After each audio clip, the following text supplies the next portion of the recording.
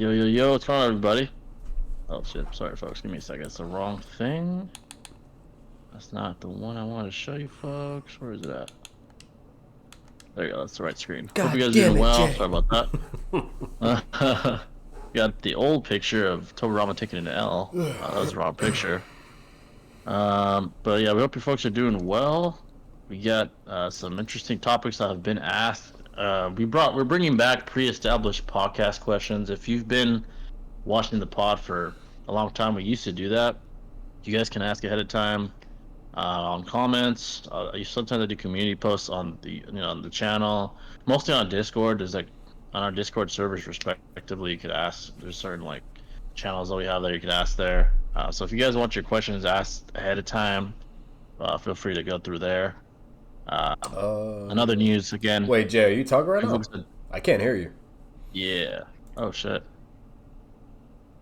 Can't hear me. Let me see. Oh, never Give me a mind. second, folks. My bad. That's on me, bro. I'm tripping. My bad. Oh, you good? Wait, Okay, cool. one Sure. sec. Yeah, folks. Hope you folks are doing well. We do have a new clip channel. It's in the description. Want to watch clips of the channel? They're coming regularly now. There's a dedicated channel to that. A couple new videos came out, as well as Omnimatrix Conquest. So if you ever ask about that, now that my opinion is out there on that. What's going on, BC King? What's going on, bro? By the way, if you haven't already, please hit the like button if you haven't already. It's good, appreciated. So, what you guys ask questions, by the way? You know how we do it here. You can ask about anything or anything, everything and anything. You know, anime, sports, even IRL. We already have a few pre-established questions, like I said. Go ahead and answer those while you guys ask questions. So, let's see here. Someone asked, "Is third Raikage 6 pass level via having the strongest spear, which would include Sasuke's Chidori?"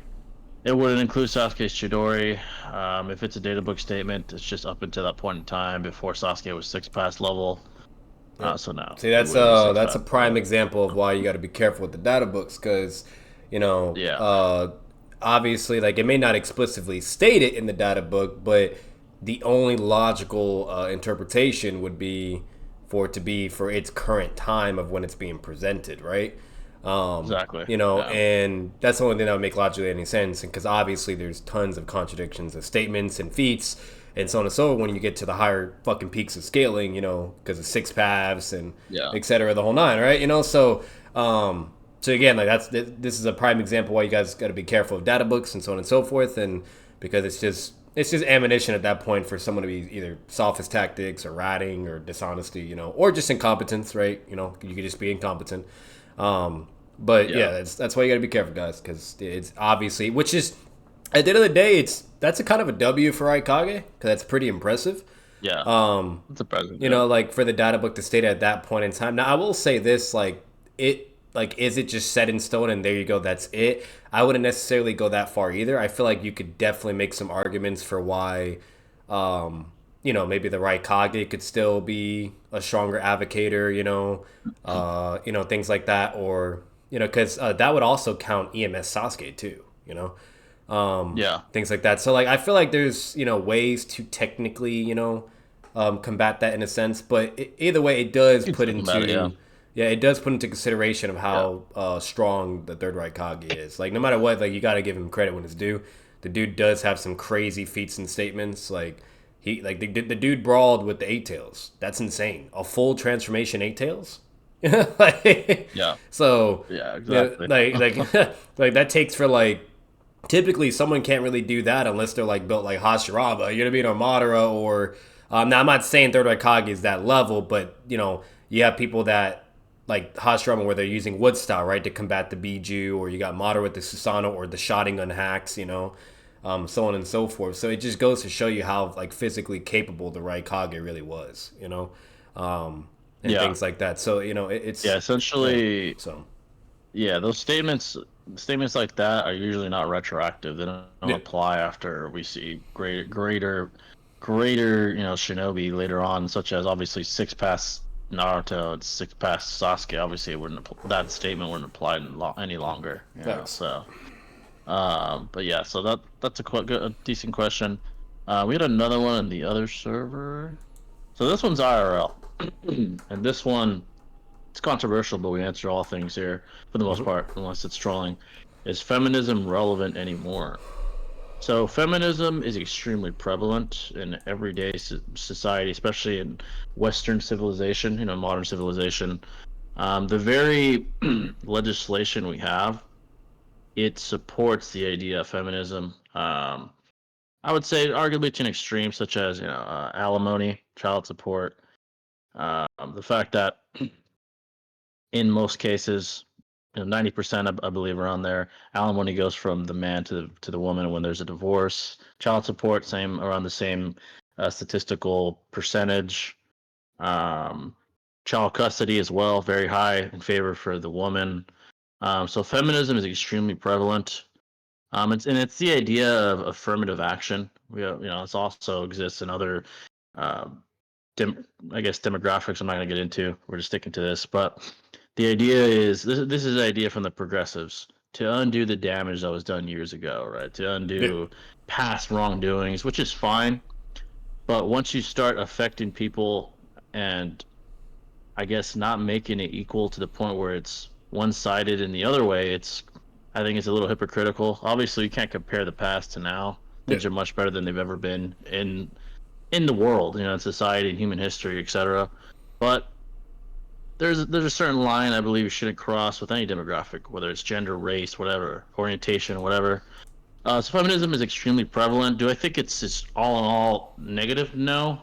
I No. do think that men and women are equal in terms of human value and the rights they should, receive and Yeah. all of that. It's definitely as relevant as ever. You can even argue that I'm not gonna say feminism. I'm gonna say extreme radical feminism can be harmful, and it has been harmful legislatively. I'd say so. Yeah, it's very relevant. Yeah, it's like there's pros and cons in everything, right? You know what I mean? Like that's Yeah, just kind of how reality works in a nutshell. And like Jay was saying, to advocate a little bit further, like anything can be great and all until you start weaponizing it and making it to where it has equity issues, right? Where it's unfair, right. you Yeah, know. And that's why Jay was referencing some examples of like I would assume his information is coming from either statistics or just certain reference points, but yeah, where he's talking about child support, alimony, divorce, proceedings and things like that, and so on and so forth. So at the end of the day, like obviously things do change too. You know what I mean? Like as time goes, things can change in certain ways, whether if it gets greater or worse, whatever. So for all we know, don't quote us either. For all we know, whether if there's statistics out there, whatever, blah blah, the whole nine. But the main point being yeah, said to the question that was asked is feminism still relevant or prevalent? Like no matter what, it always is, right? There's going to be yeah, people with their own yeah, agendas. They're either going to want to weaponize feminism to where their whole thing is to convey a message that women are superior to men and to always start like this gender war. And that could be for a yeah, list of reasons. That could be for shock value, for clicks, views. That could be for trauma and baggage, and to where they just have immense hatred, and just like the classic word that's always thrown around for men all the time, but not for women.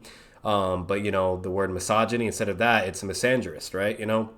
It's the right. complete Yeah, 180. So obviously it always depends on the intentions of the person, and there's for many reasons of what that could be. But then you also, like Jay said, you have women to where they have feminine organizations to where they're advocating it for good and positive things, right? To either for equal right. Yeah, rights or freedom, or to value and respect what women can give and do for the world that we can't, right? Because at the end of the day, we all should know the biological differences and what men are able to do for the opposite of sex and what women are able to do, right? We have our own yeah, principles and roles. So no matter what, that's basically the bread and butter for this particular thing, and it's always going to be around, always, and whether if it's for good or yeah, bad. And honestly, that's the same for anything, really. That's the same for any guys out there that have their agendas that they're pushing, and so on and so forth. And yeah, I'm just gonna keep it a buck with you guys. It's unfortunate, but there's always gonna be gender wars going on. There's always gonna be drama and conspiracy, etc., and all these dynamics and social conflicts. Because at the end of the day, we're all human beings. That's really what it is, you know. Yeah. And Tribal. It's tribal, and it's sad. You know, I mean, it is really sad because that's not, you know, you're setting a lot of people up for failure, whether if it's women or men.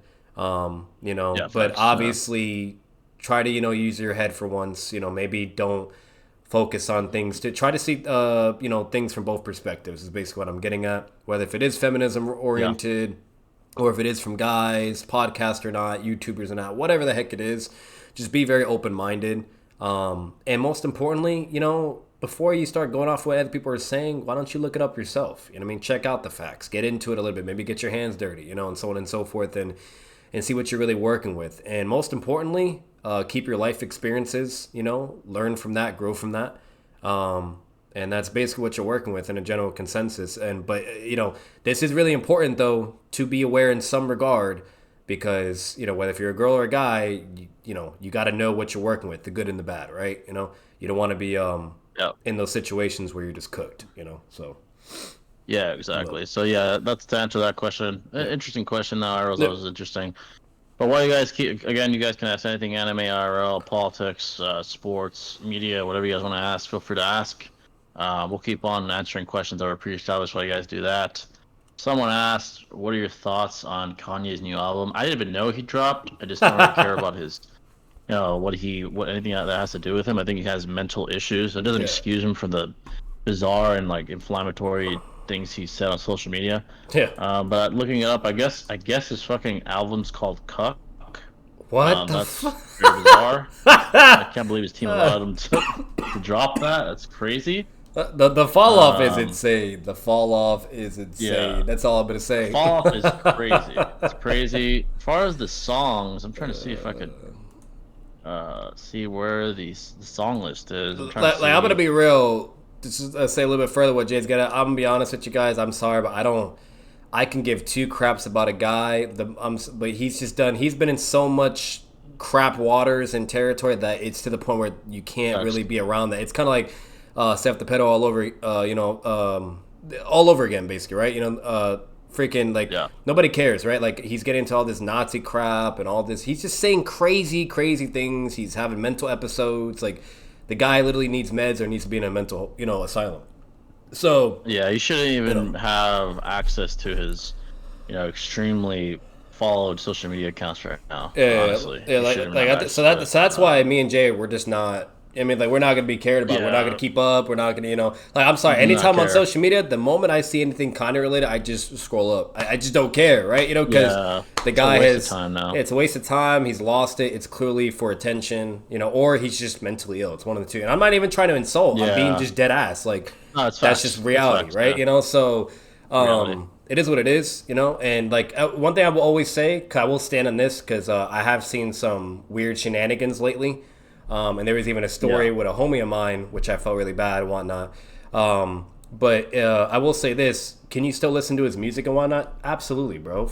You know, it's common sense, guys. I don't know why some people can't really comprehend this, but there's a difference between, you know, glorifying music and listening to it for the artist, or listening to music to what it personifies in you, right? What it means to you, how it can be relatable, you know, or if you just want to, if you really enjoy it, right? That has nothing to do with the artist itself. You know what I mean? You know, now, and at the end of the day, like the only people that are weird that try to do the whole either false narrative or maybe like cancel culture tactics or whatever the heck it is, the only thing they could say against you, but oh, well, you're technically supporting him and blah blah, you know, inherently in a way, whatever blah. And it's like, yes, but here's the thing.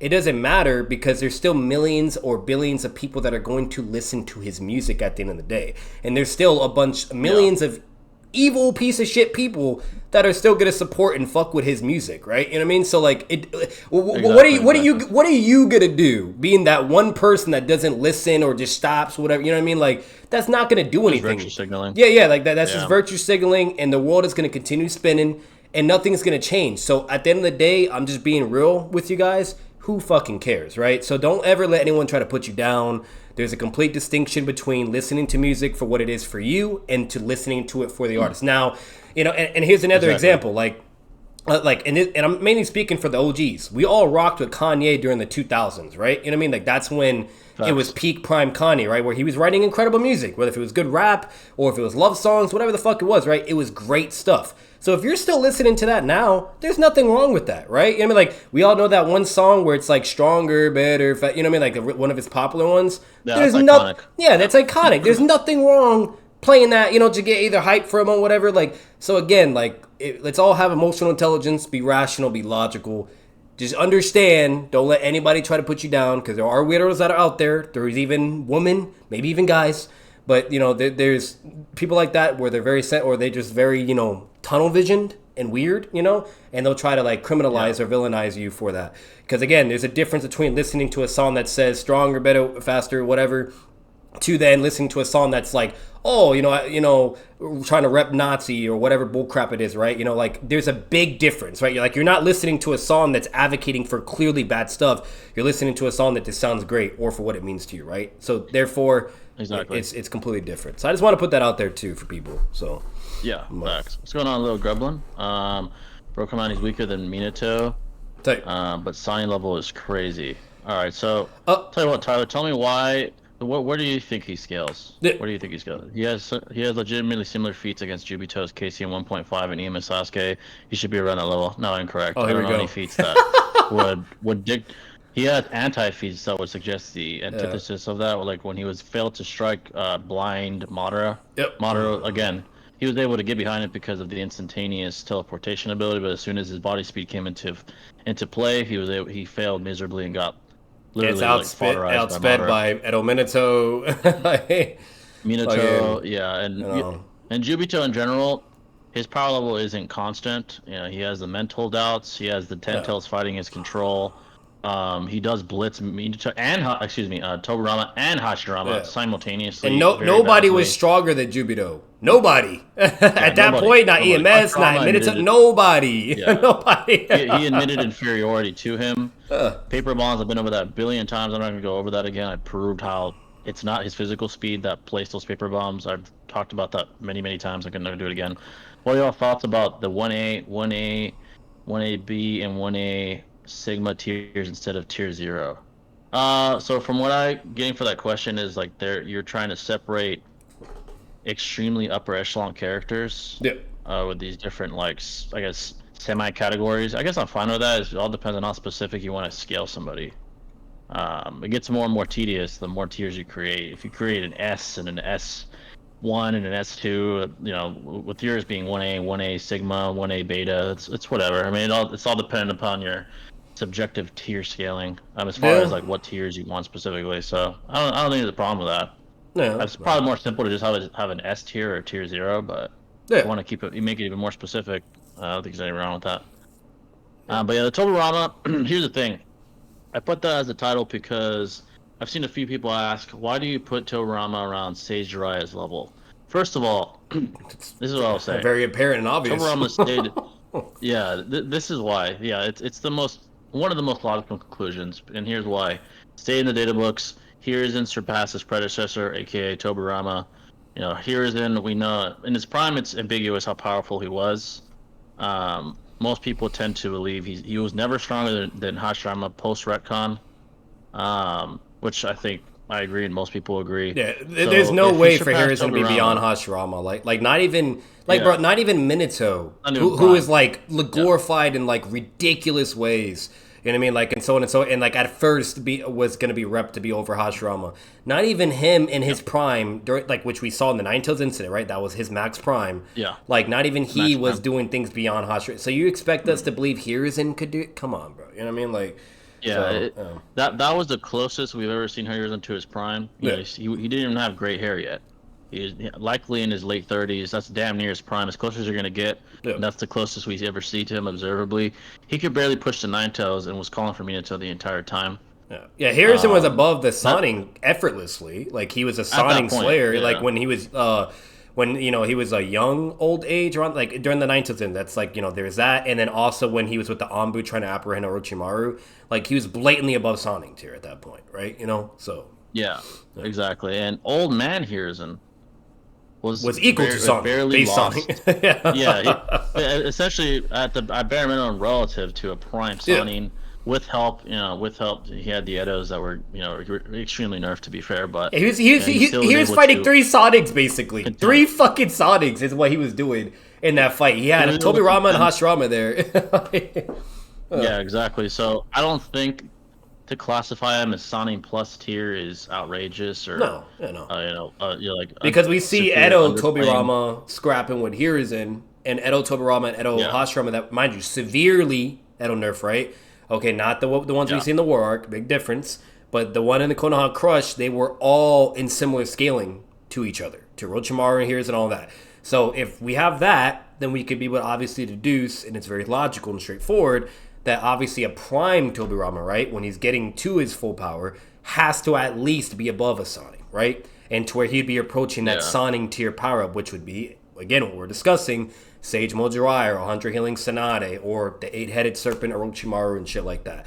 And that's as best as what he has. There's no way you could advocate he's in the high tier areas like, people like Itachi or Minato or Nagato, et cetera, right? And then you have the next tier beyond that, which is people like Hashirama and Madara, so like there's no way to advocate. Like at best you can do is all the nonsense like sophist highballing crap, which is during the war arc, right?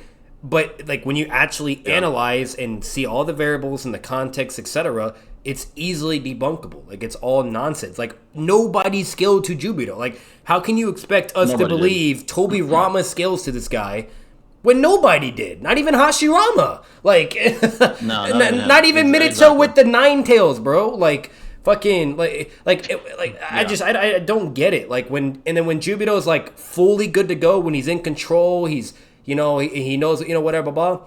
Not Naruto couldn't do anything. Minato couldn't do. Nobody could still not do anything.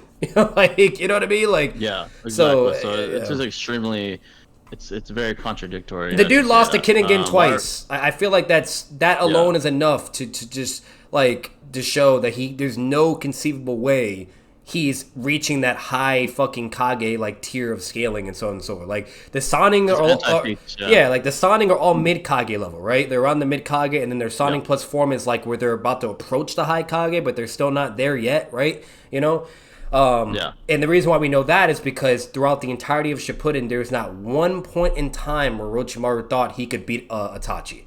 Not one point in time. The only time Orochimaru actually tried to fight Itachi was when Itachi was on his deathbed. No chakra, no stamina, a disease, coughing blood, you name it, whatever, and he still got no diffed. Okay? So, Yeah, exactly. So the fact that Orochimaru states that he's inferior to these like high Kage caliber shinobi ninja and so on and so forth, you know what I mean? That obviously would correspond to the other Sonic and things like that. So like, again, there's nothing to indicate they ever get to that high Kage tier. There's nothing to emphasize for that with Tobirama either. Again, Tobirama lost to Kinnigan twice. In a fair fight with the aid of another Kage level opponent, the second Raikage, okay? And the second time was when he was fatigued, when it was with that whole Kinkaku unit shit. And that you can kind of let slide, whatever, that's fine. I don't really care about the second time when he dies, because sure, he's fatigued, context, whatever, right? But the first time, there's no excuse. He's literally at a Kage summit, and he has the aid from all these Jonin that are probably there too, right? Just like how we saw the other 5 Kage summit, Everybody's there. And another Kage. The other Kage, like, so he has some help to a degree. And even if you, like we know the right Kage was the one that at least was helping. So I'm not going to say anyone else was helping. Right. But we also know that their Jonin henchmen were helping too. They're not just going to sit back, right? You know what I mean? Like, they're low Kage individuals. They're the high tier Jonings that are by their side. For Danzo, it was those 2 Ambu dudes. For Raikage, it was Darui and the Genjutsu specialist. So like, they're gonna have those guys there. So like, he has support, yet he still lost. And the only logical theory was when they killed one of the members or whatever the case may be. Like, they went into V2 and whatnot or whatever. And then basically there was a rampage, right? Or they both just transformed to V2. And then that's why they couldn't do shit, and that's why he was brought to the brink of death.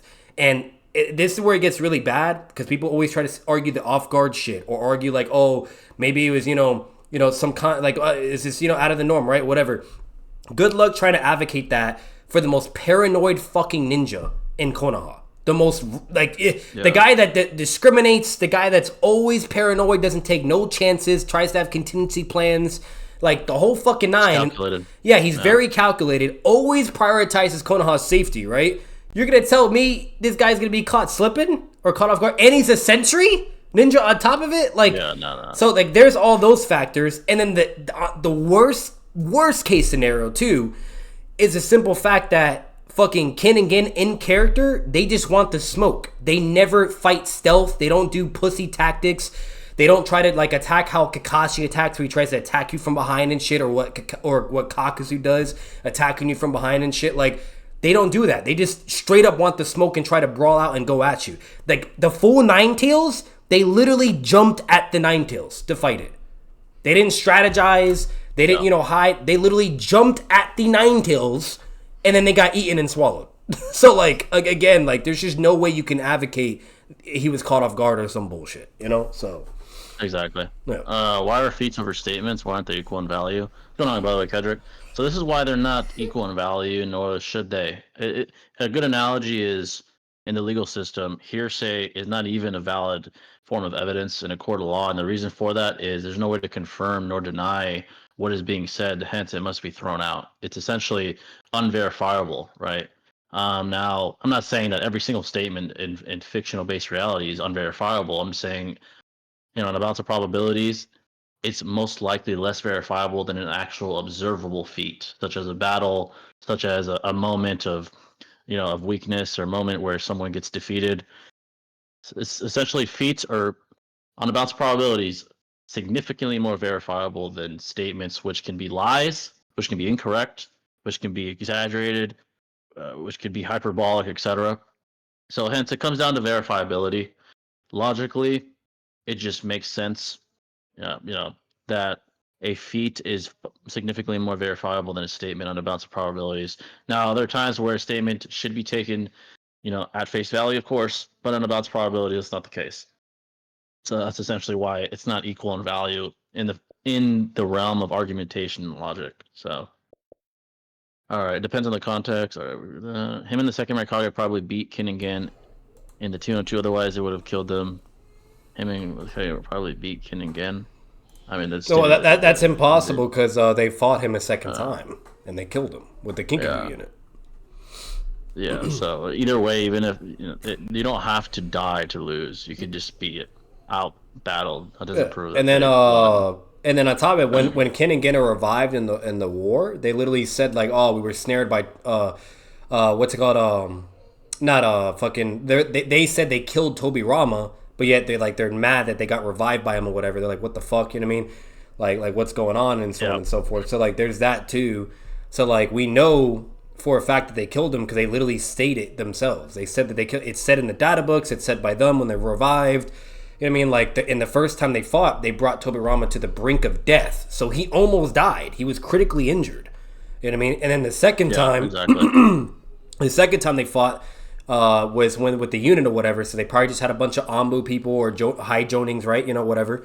And they were there with them and shit, and then basically things went from there. And then, we don't know that much what happened. We just know that he was fatigued. Now, he wasn't like severely fatigued where he's like huffing and puffing. Like we get to see him before he dies. He's having a casual conversation with all of them.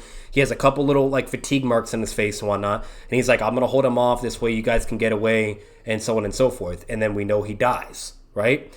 So again, like that's all you have. And we know that one of the brothers died on top of it, okay?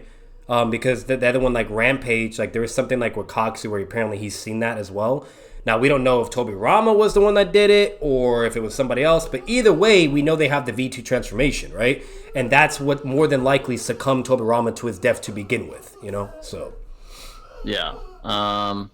Raikage versus Asani 1v1, no gauntlet.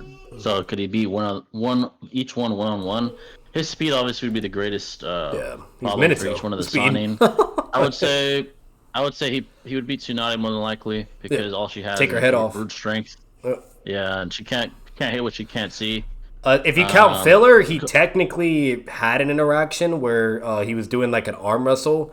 And then what he did, she was overpowering him. So all he did is he just used speed. He let go for one brief moment, and then bam, immediately slammed her and fucking blitzed her. Like she didn't even know what happened. That's how fast he was, So if you count that, but even with all the canon stuff, like like the statements and feet, whatever, even Madara, like he's blatantly faster. There's no relativity. Like, he's blitzed here faster. Speed.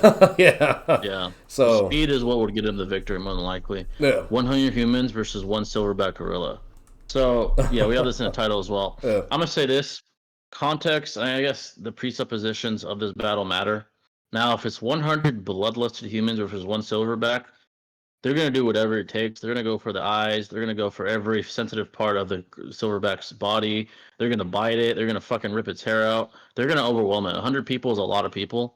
Now, this is obviously presupposing that they're all willing to do whatever it takes, whatever the fuck it takes, even losing their lives. Now, in reality, if we're taking 100 average men versus 1 silverback, what would happen is the silverback would batter a couple to death. The rest would run away. So that's what would happen more than likely in the real world. If they're bloodlusted, yes, they would most likely beat it. They would at least out-tax it stamina-wise, because there's just too fucking many of them coming at them. In the end, they would take them out more than likely. So that's how that would go. False equivalence, real-life statements in court of law don't equal fictional statements. Generally speaking, a statement within fiction, unless demonstrated to be unreliable, would be taken at a face value. I disagree with that. I still think, even though I will agree that fictional statements more than likely have higher probability of being truthful, it still doesn't negate the fact that they can be unreliable, and they're still more unreliable than observable actual battles and physical interactions. There's tons of examples of that too. Like, there's tons of it. Like, it's not a false equivalence. You have everything with the Itachi, all the bogus and nonsense statements that were surrounding him for all kinds of things, whether if it was the narrative, scaling, whatever, so on and so forth. Like, there's direct contradictions, like of like actual statements that was legit because they were supported by the feats. Like, what you guys don't understand is feats, okay, is like basically as objective as it could possibly get, or at least stronger subjective evidence to indicate what is more than likely the case. While statements, the problem with statements is it can be interpreted with anything. Like, that's when context matters, right? And if you don't even have context, then it's even worse, because that means it's even more ambiguous or vague, like Jay's getting at, and so on and so forth. And that can be interpreted to many things. That could be, is this hyperbolic? Is this hyperliteral? Does this only mean for this regard and not as a whole? Like, the possibilities are endless, right? So unless you have other evidence to connect it to further substantiate the narrative that you're trying to convey, or if you have feats to back up the statement you're utilizing, then there you go. But if you're just solely trying to use statements, or just better yet, even solely say, why can't statements just be better than feats? Because feats are stronger forms of evidence. That's why it's objectively showing you what's occurring, and the only subjective element is to the why of that, right? Or why that feat was even a thing, and so on and so forth. So again, like, it's just stronger evidence. Like, that it's really just that fucking straightforward and simple. And we've seen it all the time in mangas or animes where statements are completely contradicted, okay, whether if it's by a feat or a statement, right? You know what I mean? And so on and so forth. Or we've seen statements where it's just a knowledge issue, where the person thought this was, but it actually wasn't the case, and we see the evidence to show otherwise, right? You know what I mean? So there's tons and tons of times and examples where statements are incorrect. So the fact that they could either be correct or incorrect, that alone puts it into question. And two, if there's obvious contradictions, then there you go, right? It doesn't matter. So that's why feats are always be over statements, right? For the most part. Not always, but for the most part, It still applies. Like, the fictional reality doesn't work exactly like the real world, but it still applies enough to conclude that anyway. So, wait, can A beat the other two Sonin? So Jiraiya's durability without stage mode isn't too good, I'd say. And if A is bloodlusted, he would blitz him and probably murder him. As far as the Orochimaru, he's slippery. He's a slippery one, both literally and figuratively. Let's say he's bloodlust and he'll prolong the inevitable, basically, with that guy. Yeah, he'll prolong it. He just won't have a chance to do it. Or he might even get away, maybe, because of how slippery he is and his hacks and shit. Him being immortal and whatnot. But as far as beating Rikage, he's not speed would be very problematic. Yeah, but bro, the guy can't even fuck with Itachi. Like, you know what I mean? And us seeing Itachi at his true peak of potential, like we all can agree with this. Like, there's no way to ever advocate Itachi being full Minato level in speed or full KCM in speed, right? Like, he's within a certain ballpark of that, but he's not the max. You know what I mean? Like, so like again, like if Orochimaru can't even fuck with that dude, what makes you think he's fucking with that dude that's at the true peak of speed? You know what I mean? Like, Yeah, I don't know what to tell you. especially. Like Itachi is in the relativity ballpark within those speed parameters, on top of having his intelligence, his crazy hacks, and that's why Itachi will always shit on Raikage. Orochimaru, though, he lacks the speed, and yeah, he has hacks and like things like that to like help with his survivability, but not to combat and beat someone. That's the difference, you know? So that's why it's a problem. And then technically, if me and Jay were advocating against Orochimaru as well, even further, technically Orochimaru has limits to his healing, regen, and immortality, because he even said that the amount of chakra the Nine Tails had with just the V2 with 4 tails, remind you, could kill him. that was enough to kill him with the chakra density. So meaning Orochimaru does have limits to his durability of AP, of what he can deal with. And I'm going to be real with you, I'm pretty sure Raikage A could fucking cut through a V2 4 tails Naruto. You know what I mean? Half the Nine Tails power. Like if he could fight the 8 tails, full 8 tails, you're not gonna tell me he's not gonna be able to cut through a goddamn a V2. Bro, we even saw Kakashi mowing down Kakashi, reminds you, out of all people, with his Raikiri and shit of V2 transformations. You know, so like exactly. So again, like. It's just, it doesn't look good overall. Like, I don't, like, you could even argue, based on what I'm getting at, that he probably can't even survive because, A, it's stated verbatim, he has Biju's level of fucking chakra and stamina. Just flat out. Just stated. Yeah. Like, and that's insane. Like, it's very rare for a ninja to have that much chakra and stamina. And it's also even more rare to combat a Biju in taijutsu. Normally someone has to use their hacks or ninjutsu to do it. Raikage's, their taijutsu allows him to fight full transformation Biju. That's insane. So like brute strength. That's just brute fucking strength and speed. Yeah, like, and on top of it with the ninjutsu lightning AP amplification as well. Basically picture Guy or Lee with the gates, but with Chidori all over their body. That's what you're working with. You know what I mean? So like it's insane. So like again, like it just doesn't look good for this. Now, if the Sannin had equal scaling, right? Like if the scaling was equal, then I'd be leaning towards them because of their intelligence, their hacks, all-around abilities, all the ninjutsu they have, etc. You know what I mean? But because there is a big gap in physical, altitude, I don't see how they survive. I really just don't. Like they would need prep time, or Jiraiya would need to start doing the fucking frog genjutsu in advance before even approaching him, and then maybe, you know what I mean? Like so, like I don't know. By the way, folks, I started a goal, so if you guys reach it, we'll do a tier list of your guys' choice. This, by the way, it's on there if you guys want to see your tier list today. We'll actually do one, but if you want one today, reach the goal and we'll get it done. About the gorilla thing, I hate when people don't factor fear into the equation. They don't. They just presuppose can 100 people beat one gorilla. They don't factor in human emotion, human fear, how the average man would react. It's very important. Raikage's faster, but Orochimaru has Oro, Edo, and strong wind style. Yeah, more than likely he wouldn't be able to injure the Raikage though. He's too fast. He would just run away probably. He would just leave probably. Even if he's able to survive the battering, he would just leave. And that's in character. Like he ran away from Sasori and Dataro. He ran away from Itachi, like Four Tails Naruto. Like if he can't win a fight, he's not gonna So yeah, he's not dumb. He's not dumb at all. He's very intelligent. Yeah. And mind you, like, what about Killer? It's even more crazy because he could technically come back even if he does die, because as long as there's someone with a curse mark, you know what I mean? But like even then, he's still cautious. He would just he would come back and he'd be like, "Oh, the guy's too fast. Like I can't hit him." That's basically what happened. He's too fast. I can't unless I get a body that can match his speed or something. Like bro, like 100 healing Tsunade. She struck at Madara, whatever, and Madara still said Raikage was faster. Still. Yeah. That's her Sannin plus form. So. Yeah. So. Exactly. What about Killer B versus a Sannin? Killer B, if he's able to use his V transformations, like V1, V2, and even his perfect, when he's like the actual Jinchuriki. Yeah. Oh, $5 from Cypher. I appreciate that, brother. I think he slams. Tsunade. Oh. Yeah, and Tsunade has 100 healings and Byakuya Seal, so if she pulls that out, she slams.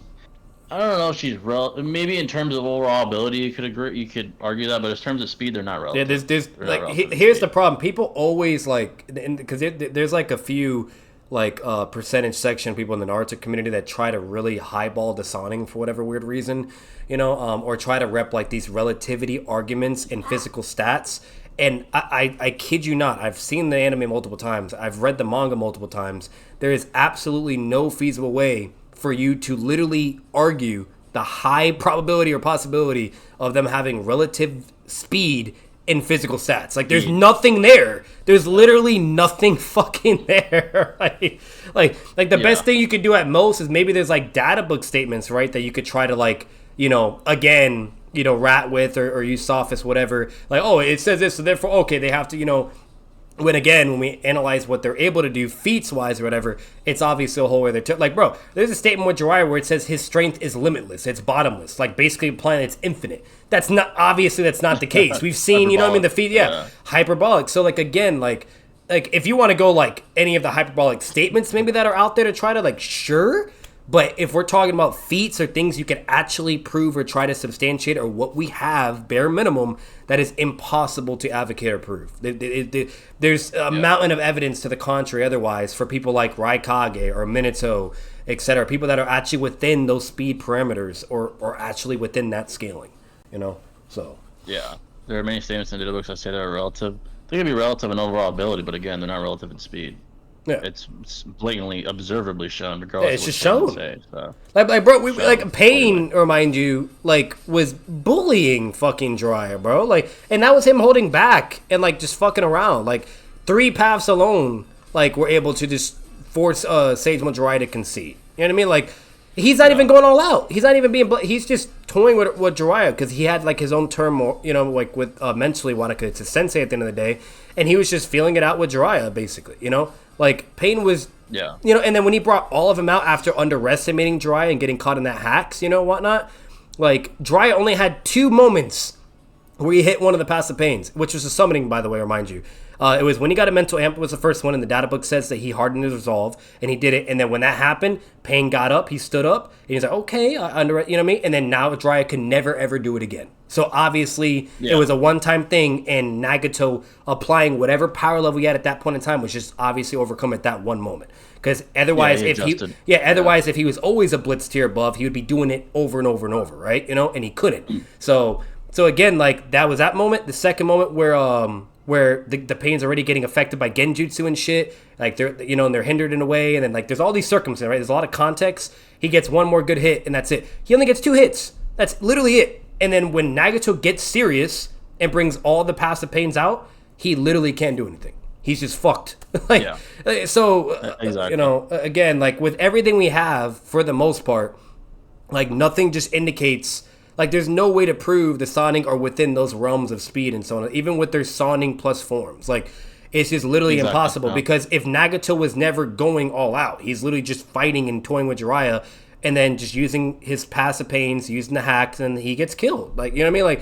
Like so, I don't know. It's very straightforward, but... Yeah, it's very straightforward, observably. Data book statements are used, I would say, overzealously. Observable moments override, contentious data book statements or data book statements that could be hyperliteral, for many reasons. Here's another thing that just completely shits on this relativity argument too, Jay. I forgot to mention this. The Raikage literally just flat out says nobody is faster than him, right?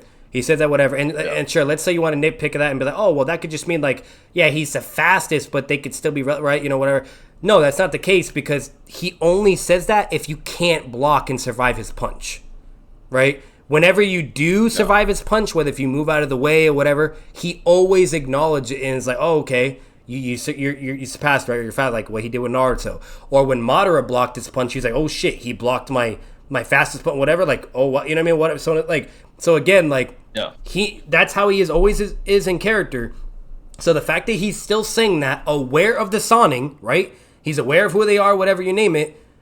That just alone goes to show that there's no way they could be fucking relative. Because if they were relative, that means they would be able to also block as well. That means they would also be able to respond with jutsus and so on and so forth, whatever you name it, and therefore he's fucked, right? So the fact that he thinks flat out, oh, I'm just the fastest and nobody can dodge or deal with my my shit, and therefore I'm just gonna kill you, like that alone is a testament, and it just goes to show it has to be where he's obviously that fucking fast. Like, bro, we've seen him against Yellow Flash Minato.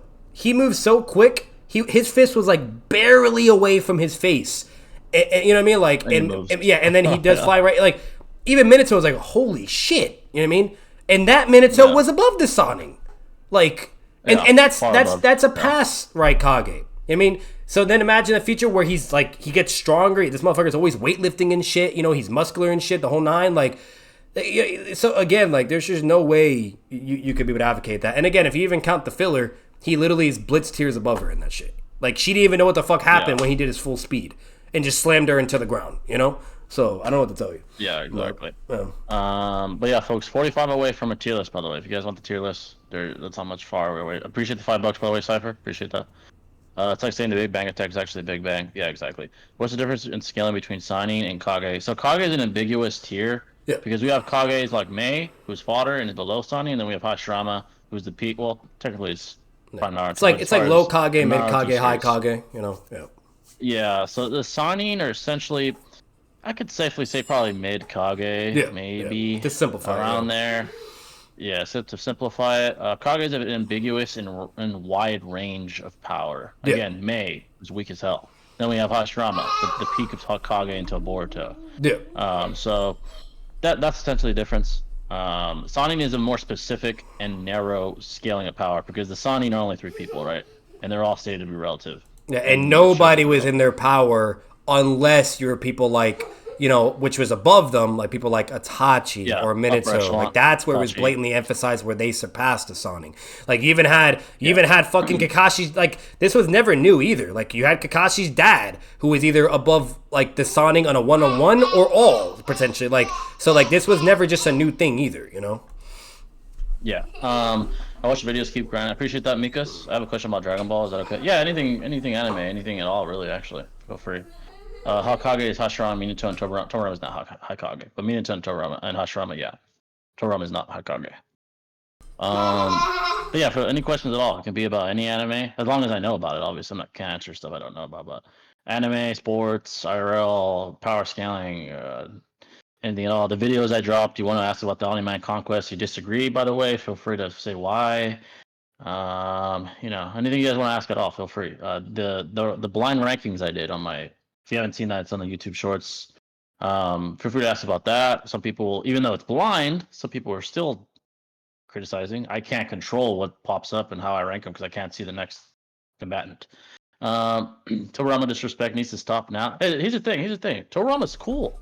Toriyama has drip. Bro, and he's not weak either. He's strong, bro. He's above a Sonic. That's a big deal. Yeah. He's above the Sonic. He's not like, yeah, he's not like, you know, he's not ass.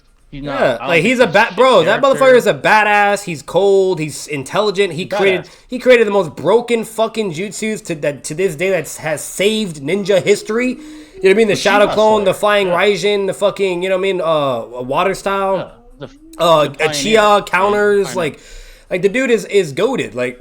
Like he's one of the goats, but again, he has limits. Like, you guys live in, like, I'm sorry, it's the same shit with Minato fans. Like, you guys like get a fucking character and then you like have a heart attack and like highball the fuck out of him, bro. Like the glaze for Minato, no, he's not fucking KCM2 or above. You know what I mean? The glaze for Tobirama, like, he's not high Kage or Jubito level and all this like, you guys just be glazing the fuck out of these characters because you like them. Like, it'd be like me. Yeah, it'd be like me because he touches my favorite character. It'd be like me saying, "Oh, he's moderate level," because literally he's never lost and he's so cool. He has aura. I'm like, dude, he's not him. He's not. Like no, like Itachi, he starts limiting at the KCM tier power or the Minato level of power and shit like that, right? Or Obito and like it's flat as day. That is where, because that's all we have. We have nothing else. So so why are we gonna like go in Fantasyland and, you know, and make fucking books with Tinkerbell? Okay. That this guy is that guy, right? Like, no, like, that's all we're getting. That's our mentality with anybody. We don't care who the character is, what you are. That's with anybody. Like this is you know. Yeah. So yeah, it's just simple. Yeah, if Old Man Hiruzen was the strongest Kage and Orochimaru scales him, wouldn't that make him superior, stronger than A? So Old Man Hiruzen, I think, you know, I know Kabuto says he's the strongest of the Kage, of the Go Kage. Yeah. I just think simply put, maybe he has the most ability. Kabuto could be wrong as well. Yeah. There's that as well. maybe he's more talented than A. Like, bro, I would there's agree so with many, that. like, you Not guys, faster. yeah, you guys Faster. forget, like part one was retconned a lot, bro. Like, it's Yeah, it part was one. retconned. Yeah, Like, yeah, Mike, you guys keep forgetting these are part one things. Then we have Shippuden that gives us all this information that this starts contradicting the fuck out of part one statements. You know what I mean? Like, that's the problem. Like, you guys completely forget there's a whole other story. Like, yeah, I think I agree. There's a definitely retconning because of the observable Kasame is a moments great here. example. Yeah. Yeah, $10 from Cypher. I appreciate that, brother. Appreciate it. $10. We're only 35 away now from if you guys want a tier list, by the way. Nice. Appreciate that, brother. I agree. Tobirama's not Jubito level, but as Edo Madara says, he's not as full power and he's able to be relative with EMS Sasuke and KCM 1.5. I think that means Haikage. I don't know what moments you're implying that he's moving There's alongside no them relative. at the same exact speed. I would say maybe flying Raijin, and that, again, that's not his speed. That's his Flying Raijin's above that. ability. It's above both. Like, you He's guys, above everybody. yeah, He's above that's everybody. about like Minato's flying Raijin and Tobirama's flying. Technically, Minato's above Tobirama because it's stated that Minato's flying Raijin surpassed Tobirama and was perfected, by the way, and so on and so on. Like, it's more efficient. yeah, like it's more like the whole fucking nine. Like, and that's why in Boruto, when they start talking about flying Raijin again, they don't say fucking Tobirama. They say, I'm still nowhere near as good as my father, Grandpa Minato. You know what I mean? And that's fucking Boruto, and the time skip reminds you. You know, so like, so no matter what, like flying Raijin, that level of speed, which is instantaneous, like teleportate space time, like that is above all the motherfuckers, but not their physical speed when they reappear. There's two different speeds. Yeah, you know. I never got the impression when watching or reading that, that Tobirama was moving right alongside fully, stamina equipped 1.5, KCM Naruto and EMS Sasuke. I never got that. Like Jay, the fucking, again, flying Raijin helped them. He helped them out. Sure. Like what? That's the only time they got a hit on Jubito, when he did flying Raijin, teleported behind, and then Naruto, not him, Naruto in Sage mode, which is comparable to his KCM form, lands a Rising Gun. You know what I mean? And so what? Are we gonna say fucking like KCM scaling territory is now Jubito? Like, what the fuck are we on about? You know what I mean? Like no, obviously it was an off guard moment for Jubito. Like he gets hit from behind. Yeah, context, right? Context, off guard, teleportate, whatever, and and then he gets hit. And another thing too, Jubito can't get hurt by anything. He can't get fucked up. So if anything, you could argue that he just took the hit because he thought he couldn't get hurt. He didn't know that Naruto was using nature energy at that point in time. Like they literally teleport. And then bam, he's getting hit by Rising Gun. Like, so if anything, I'd argue, because obviously there's no way to prove KCM scaling or Sage Mode scaling is 6-pass level, right? You know, we all know it's not. So obviously it's just Jubito allowed the hit, and again, context, and then he's like, oh shit, he's using nature energy. Like, okay, I gotta be careful. And what does he do from there? He starts protecting his back, and they can't hit him anymore. They can't do shit. Yeah. Even with teleportation, they can't replicate that feat again. Nobody can. Yeah. So the only time Tobirama gets a W or actually aids or supports the fight inherently is when he's using flying Raijin. It's never with his physical speed, and he himself is never doing anything. It's always Naruto, okay, or it's somebody else doing the deed. You know what I mean? So I don't know where we're getting that. Yeah, Mori Kallio versus Death would be a W matchup. Yeah, facts. By the way, if you guys have comic book questions, feel free to ask that too. Even if you think Tobirama is comparable to Sonic, don't you think that's high Kage level? I would consider people like Hashirama to be completely beyond the likes of Kage. That's fair, yeah. If you want to bump Hashirama up and everyone gets bumped up, I don't have a problem with that, yeah. Yeah, that's fine. Flying Raijin can be countered. Yeah, I agree with that. Flying Raijin can be countered. I think with Sasuke's running on ability, just switching places. Yeah, it could be a counter. You know, if Sasuke is faster or fast as the person that's using it. Yeah, like here's the thing. He wouldn't even need to counter it if he's faster, though. You know what I mean? Like, because again, like... Right, he can just move out of the way. Yeah, he could just move exactly. What Madara did. You know what I mean? Like you got, again, you guys keep forgetting that the ninja has the physical speed that they have, and then the flying Raijin speed. The flying Raijin just allows them to get to where they're wanting to go, right? And then to follow up. Position. The follow-up speed is what you guys need to understand. The follow-up speed. All body speed. You know what I mean? It's all your fit. That's speed. When it boils down to just your physical stats. It's not like when you teleport, you kept that speed and you're at the same. If that was the case, then yeah, I'm gonna be real with you. Minato and Tobirama would just shit on everybody if that was the case. You know what I mean? And it's not. And we see plenty of examples. Madara to Tobirama, Madara to Minato. they get rocked right after they teleport. Like, you know, like, yeah, they get rocked. Yeah, exactly. So there are multiple sequences of events when the flying rising is being used. There is first of all, the perception speed needs to be adequate to activate the flying rising, right? That's why I'll get to Rama this. He had the perception speed to react to blind Madara when he was coming at him. That was enough. Moved out of the way. Then he tried with his body speed to impale Madara. He failed due to the inferior body speed. Madara impaled him with a bunch of rods. You want to know what gets even? You want to know what's funny though, Jay? It technically gets even worse for Tobirama because you could technically argue it's not even perception, that it's his sensory, because he's a sensory ninja. Right. That if anything, it's because it's sensory, and so and that allows to correspond and coordination. You know what I mean? And therefore, it's not ultimately really his perception. It's more of just a sensory. Like there could be that too. Either way, there's a lot into question. But no matter what, guys, like you guys like keep forgetting, Tobirama barely had any screen time. Like we only have so much that we got with this guy, and with everything that we have as a whole, unfortunately, that's just what you're working with and what we're getting at, right? You know what I mean? If Minato was in the same boat as Tobirama, if it was vice versa, we'd be saying the same motherfucking shit about Minato. Literally the same shit. You know what I mean? Like, so like again, it doesn't matter who you are, whatever. We don't care about all that. It's just these are just the facts. So this is just as much as what you have and what you're working with. So therefore, this is the conclusion, right? You know, so yeah, it's just empiricism. It comes down to empiricism. Yeah. You can only become so rational with your conclusions based off the empirical evidence. That's any of us could do. That's all we could do. There's not much else we can do. And one last thing where he was saying the whole, even though there's no points where he's shown to have blatant relativity with EMS Sasuke or Naruto, that's never ever shown ever. What's it called? Here's another problem. Even if that was shown, that also doesn't work either, because that's like saying, okay, anytime the side characters are moving along Casey and Naruto, therefore they're relative. You know what I mean? Or that's like saying, if Kakashi's moving along Hiruzen, right, in part 1, therefore they're relative. Like, or when fucking Kakazu's holding Nagato, you know what I mean? Or running along Itachi, they're relative, right? Like, you guys, again, keep forgetting context. There's formation speeds. There's teamwork speeds, combos, coordination.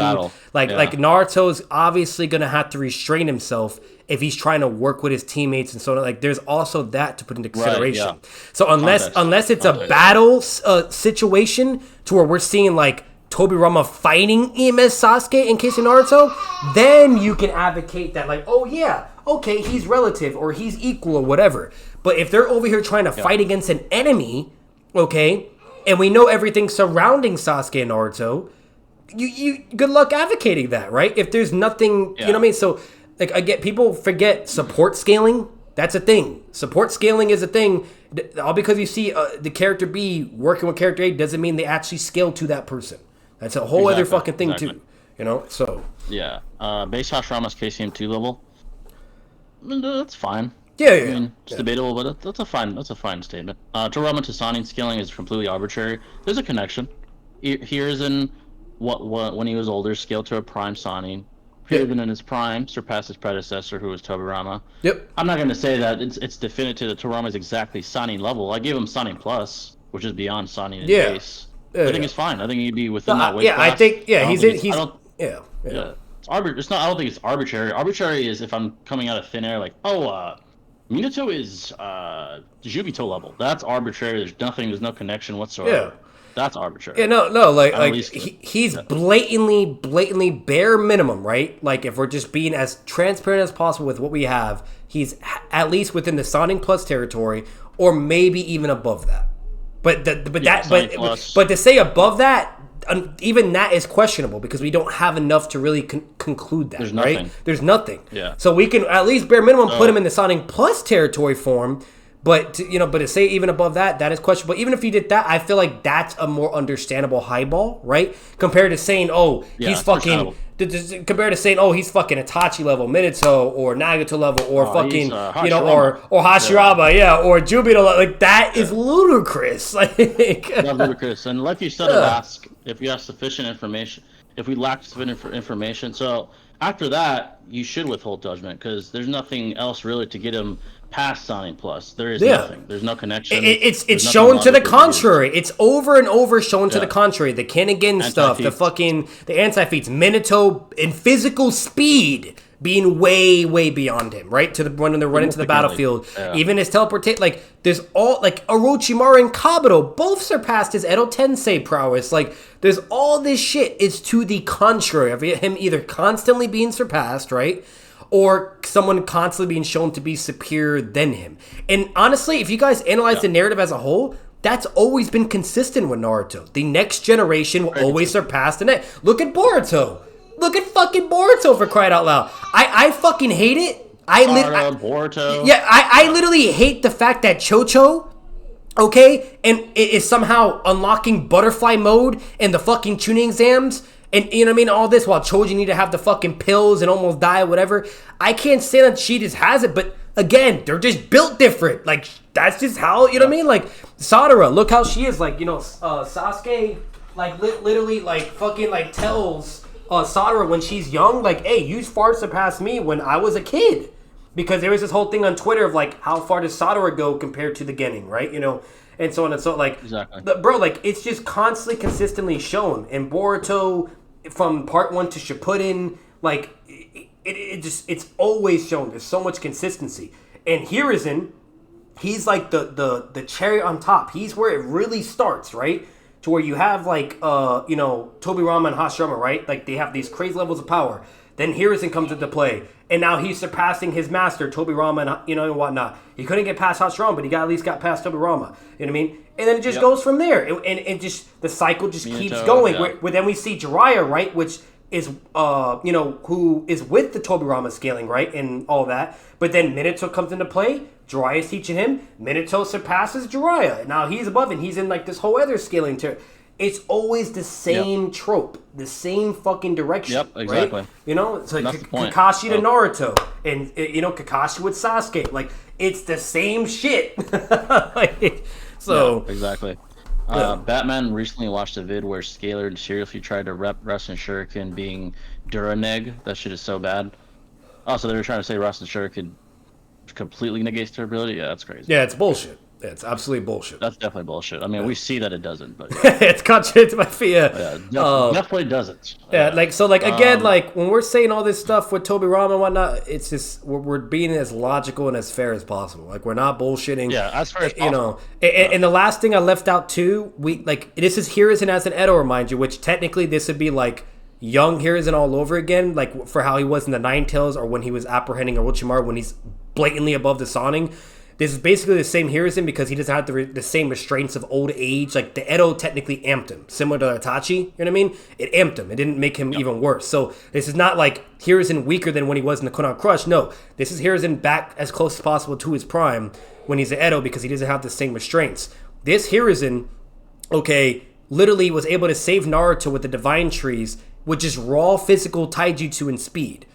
Tobirama was there. He attempted first. He tried to do his water style, which that is saying something because typically your jutsus are faster than what you can do. Typically, not always, but normally, right? Your jutsu activation and what it can do.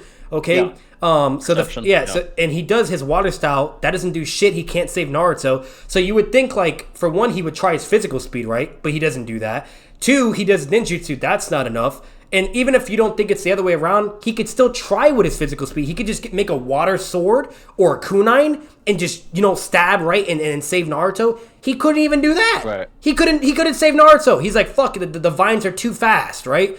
You know, and then Hiruzen comes with his staff with physical speed and just breaks all that shit, saves Naruto, and what do you know? Then there's a data book that says Hiruzen has surpassed his predecessor, and it's showing that exact feat of when he's saving Naruto. Yep. So, like, again, like, it's just very clear as day, like, where Tobirama's limits are. Yeah. Verified, you know? Exactly. So, verified. My bad, because I'll read your comment. By the way, folks, if you're asking anything, if you want to switch it up with IRL, politics, sports, a different anime, media that's been coming out, whatever, feel free. I kind of have a question. When Sasuke uses the Rinnegan ability, switching ability, and when Sasuke is in mid-time switching, could the Flying Rising follow him inside of his space time switching moment too? So from my understanding, correct me if I'm mistaken, anyone, I don't believe when Sasuke is using the ability, nor when Flying Rising is being used, you're going to a different space. You're simply moving. Yeah. So in the Flying Rising instance, you're moving within the same time space, the one that everyone else is in, from one point to another instantaneously. You're not going to another dimension and then coming out back into our dimension instantaneously. From my understanding, you're just switching locations instantaneously, and it's the same thing with the switching ability, the Anno Tejikara, except you're switching to objects instantaneously. That's the difference. I don't think you're going to a different space when that's taking place, from my understanding. So I don't think, no, I wouldn't. Nothing is being followed because they're not going anywhere else. They're just instantaneously causing these actions to be executed. You know, the Flying Rising moves you, the Anno Tejikara switches you or another object, whatever the case may be, instantaneously. So I don't think there's any interdimensional teleportation, unless you're Boruto and you're actually using the Flying Rising interdimensionally, like you did against the Shinju when you had to leave. When you know the sage toad that he was with told them, "Oh, you're not strong enough. Let's get the hell out of here." He actually goes to a different dimension, goes back to Earth with the Flying Rising. That's actual interdimensional teleportation. Now Minato, we don't really see that observably, at least. So I wouldn't say that's the case there. Now, could Sasuke do it interdimensionally? Probably. I mean, he can move to different dimensions with the Rinnegan when he still has it. So I would assume he could do it with his Anno Tejikara as well. I would assume. So yeah, that's my answer. It depends on who's using them. So yeah, that's my answer to that question. It's a little complex, but yeah. But yeah, folks, any questions at all? I think we have. Well, you guys keep asking again. It can be anything. If you want to switch it up from Tobirama, I know we've talked about that. To the teeth, like down to the bone. You know what I'm saying? If you want to switch it up, that's been a topic for a long time. Feel free. I think there is another question somewhere. While you guys ask that. Wait a second, folks. World War III. What do you think about that? So World War III. Jay, any update on One Piece? It's been a while. I'm not gonna lie. Since I've watched One Piece, I need to get back on it. I think I left off. Where did I leave off? I'm not gonna lie, it's been a long time. I finished up solo leveling. I just got stuck on that, finished it immediately. Even read most of the manga. Kind of spoiled myself on it. Not gonna lie, I couldn't wait any longer. One Piece, I believe, from the last thing I remember, Luffy, Zoro. I believe they were on Skypiea. I think I'm on the Skypiea arc. They're trying to escape the cloud they're on or something, some cloud island, trying to find their way out. I think that's where I'm at, if I can remember correctly. And then you have to face these, like, I forgot the name of them, these like guardians of the sky that don't want to let them leave or something. Yeah, so that's where I believe the Sky PR, if I'm not mistaken. I'm around that area. I need to get back on it though. I'm not gonna lie. It's quite the length. I definitely want to finish it though. I do like One Piece. So, but yeah, solo leveling caught my attention quickly. I binged it. Yeah. But yeah, that's my update on it. Anything Skype here before I can answer power scaling wise, I do remember for the most part. So yeah, any questions at all, folks? By the way, again,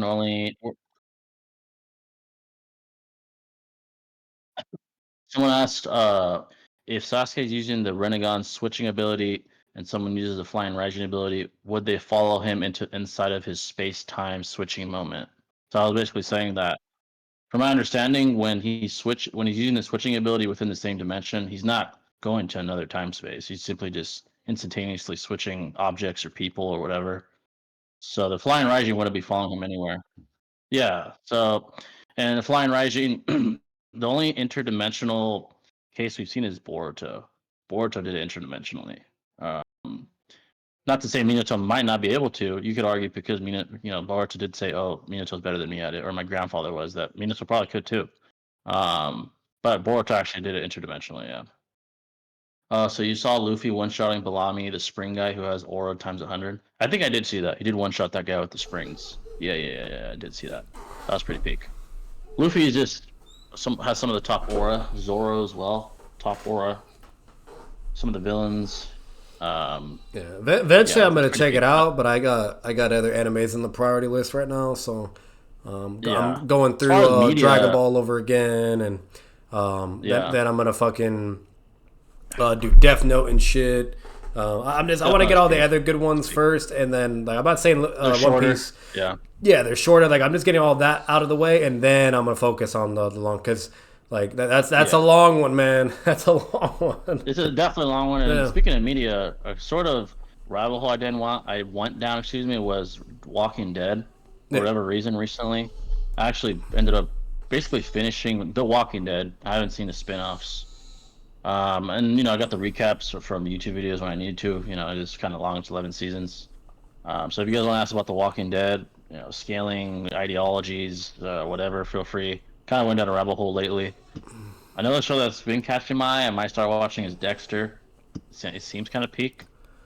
It's another one. Oh yeah, that's Goofy and Zoro will turn into that's horror an climbers interesting eventually. one. Yeah, it seems pretty peak. From my understanding, it's about a guy he's like a vigilante serial killer. Not to say he's like a holy fucking angel, but he kills bad people. Yeah, it's like Punisher. Serially. But I will say this though, like Punisher, he does it more like sadistic. Yeah, because like Punisher, he'll do it because it's a bad person, and like and that's what he does. That dude though, he does it because it's like pleasure to him, like he enjoys it too, which is like some weird shit. But it's like there's like some sadism. Yeah, but at least he's doing it to the bad people. Sadistic. Yeah, at least otherwise he flat out would just be literally just a serial killer. Yeah, like so I do consider him a vigilante as well. But it is a little sus that he enjoys, because obviously Punisher, he doesn't enjoy it in aspect. The only reason why he enjoys killing, it's in a whole other different regard, is because he's avenging his family. Yeah, justice to him, right? Yeah. So to Dexter, it's like he kind of like from what I've seen, he's like tries to justify. He's like, this way, the taxpayer doesn't have to pay for law enforcement because I do it for free or some shit like that. It's not the best justification. It's like he's trying to justify sadism. But Punisher, you see real emotion. You see him trying to bring peace to the world, bring justice. Yeah, because Punisher's mentality is like, oh, you want him to grape again or murder again, whatever. And like, no, I put him down and I stop it. You know what I mean? Down. Like, what's it called? Yeah, exactly. While Dexter, he's just like, he's just weird with it, man. Like that's all I'm gonna say. Like you have to watch it to understand, but he's sus. Yeah, he's sus, dude. Yeah, he has like a maniacal nature, a maniacal, sadistic nature. Punisher, it's all just, I need to put these fuckers down. Like they're like rabid dogs. They don't get better. This is the old Yeller story. Like they're not gonna get better. I have to put them down. It's basically the difference. So I've seen up to the finale of the Negan arc in The Walking Dead.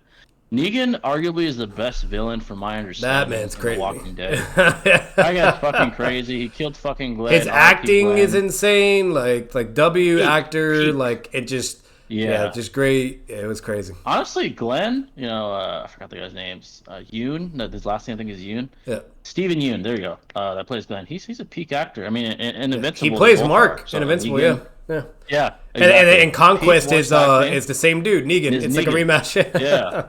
Those guys can do both. They're peak voice actors and they're peak actors. Because people forget how good Steven was in The Walking Dead as Glenn. He was peak, man. He was fucking. He like, bro. A lot of people Glenn was such a likable, lovable character. Like, obviously, nowhere near to the same emphasis of like as Negan or Rick or Shane and things like that. But but he was so liked and enjoyed. He was like he had like that side character love, right? Yeah, facts. While Rick and Shane were like the main character love type thing, and same thing with Negan. And Negan was like the main villain type love, what's it called? So like, everyone loved him so much that when he was killed, a big chunk of of percentage of The Walking Dead, they stopped actually watching it, which was crazy. I'm not gonna lie, I was in high school when it happened. I almost stopped watching. So like, that's how. Important of the character he was and how much it mattered. But at the end of the day, like for the real veterans, though, they're like, all right, I'm gonna stick it out, because at the end of the day, it's still a peak ass show. And let's be real, let's all be real. I don't know about you guys, but I was mainly watching that shit for my boy Rick. I love Rick. He's a or a farmer. I'm gonna be real with you guys. I only watched it really because of him. Like here's the thing: Walking Dead is an incredible show, right? It's a great fucking show. Facts. And in the beginning, like, I watched it because of everybody. It was just so fucking good. Once it got past that governor arc, though, that's when I only started really enjoying it because of Rick. You know what I mean? It was Rick and Daryl. Rick and Daryl really was why I really enjoyed it. The quality dropped. Yeah, like the quality, you know what I mean? So again, like that's what really had me stay. It wasn't because of fucking Glenn. Like, don't get me wrong, Glenn's great. But all the characters really only had relevance, you know what I mean? Or like really great value in the first couple seasons and arcs, right? But after that, it did go downhill. Like, it was still an incredible show, but it wasn't the same. Something was missing. And in all honesty, I felt like that element really started going missing and downhill the moment they killed Shane. That's where I really felt like, that's where like, and honestly, it kept going, in that direction, unfortunately. So again, like, that's Glenn, again, like we were all there for Rick at the end of the fucking day. So that's why I was able to keep going forward.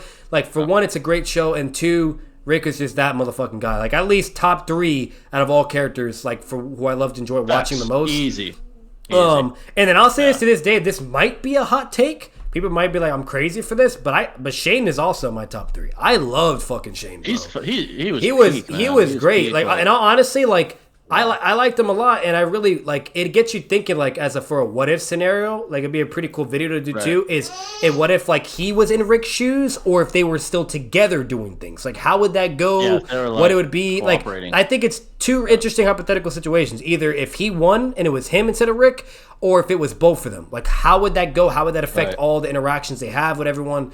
And I think that's really cool and interesting too, because at the end of the day, I do feel like Rick and Shane could have made it work if they really tried enough. They could have, but it was just really bad timing, and the emotions were really high, and the stress. It was a lot. Like if they were in a more like contained and peaceful environment for the moment, I do feel like they could have potentially got past that, or they would at least been able to deal with each other a lot more longer. But if then eventually it'd been inevitable, it'd been back to the same thing, right? It'd kind of been like Madara and Hashirama all over again, like just 2 different ideologies or philosophies and morality to where they're gonna clash no matter what, right? Because they just can't see eye to eye on certain things, So that's definitely true. It could have changed the story completely if Shane never was, he never died or. Bro, shit would be crazy. That would be crazy. It'd be crazy. Man. Him and Rick together. Honestly, unstoppable, probably. Unstoppable. The governor would have been fucking cooked. Oh yeah. Shane would have been like, he would have told Rick like, "Fuck peace. One piece. Let's take him out." They would have killed him. Like, they literally would have killed him when Rick met him that one time with the governor when they're sitting in the room and shit. That'd have been they would have just killed him right there and then. That's what would have happened. Yeah. They wouldn't have taken no chances, no nothing. Would not be a threat. Yeah. Hell no. I liked it because it was a good dichotomy, because Rick was more of the moral ethic one, and Shane was the more pragmatic survival one. He was like, "Nah, we got to survive." Yeah. He's like, it's about survival. Take no chances. We don't live we can't take chances. This governor guy, he's fucking crazy, dude. Yep. I mean, this guy's insane. We can't take a risk. I think they would have been unstoppable. The governor would have got slammed because, bro, look at this. Look at this. Daryl's brother almost fucking killed the governor and sold all of them. Like the plan that he did, like he needed prep time to be fair. Like I'm gonna be real with you. You could even make the argument that Shane and Rick could do it without prep time because that's just how badass they are. But either way, if he could do what he did with prep time, imagine what Rick and Shane is gonna fucking do. You know what I mean? So they would cook. Yeah. The actor for Negan was one of the redeeming qualities of season 4 of The Boys. That was peak when he was in The Boys. Not gonna lie. Yeah.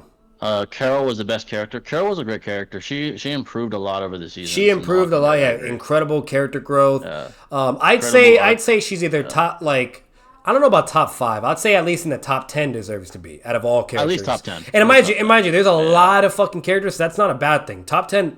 That's really impressive. And she has to be because she's one of the most popular characters.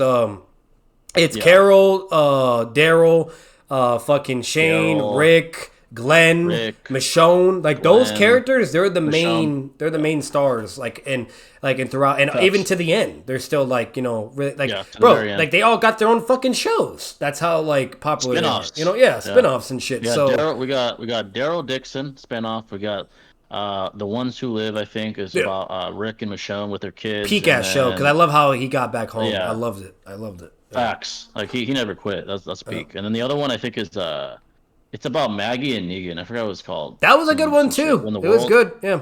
Yeah. That reminds me. Nah, Maggie had I'm sorry. You say Carol? Nah, Maggie had some fucking character growth, and I thought she was out of all the females on there, she was my favorite. She had a huge growth. Yeah. Not only was she a baddie, let's be real, okay, but two, on top of it, she was a badass as well. Her character growth for how she was in the beginning all the way was just insane. Insane, bro. Crazy. Yeah. She was the baddest. I mean, that's facts. She's bad. Yeah, that's why Glenn has that god tier riz. He got that country. He has god riz.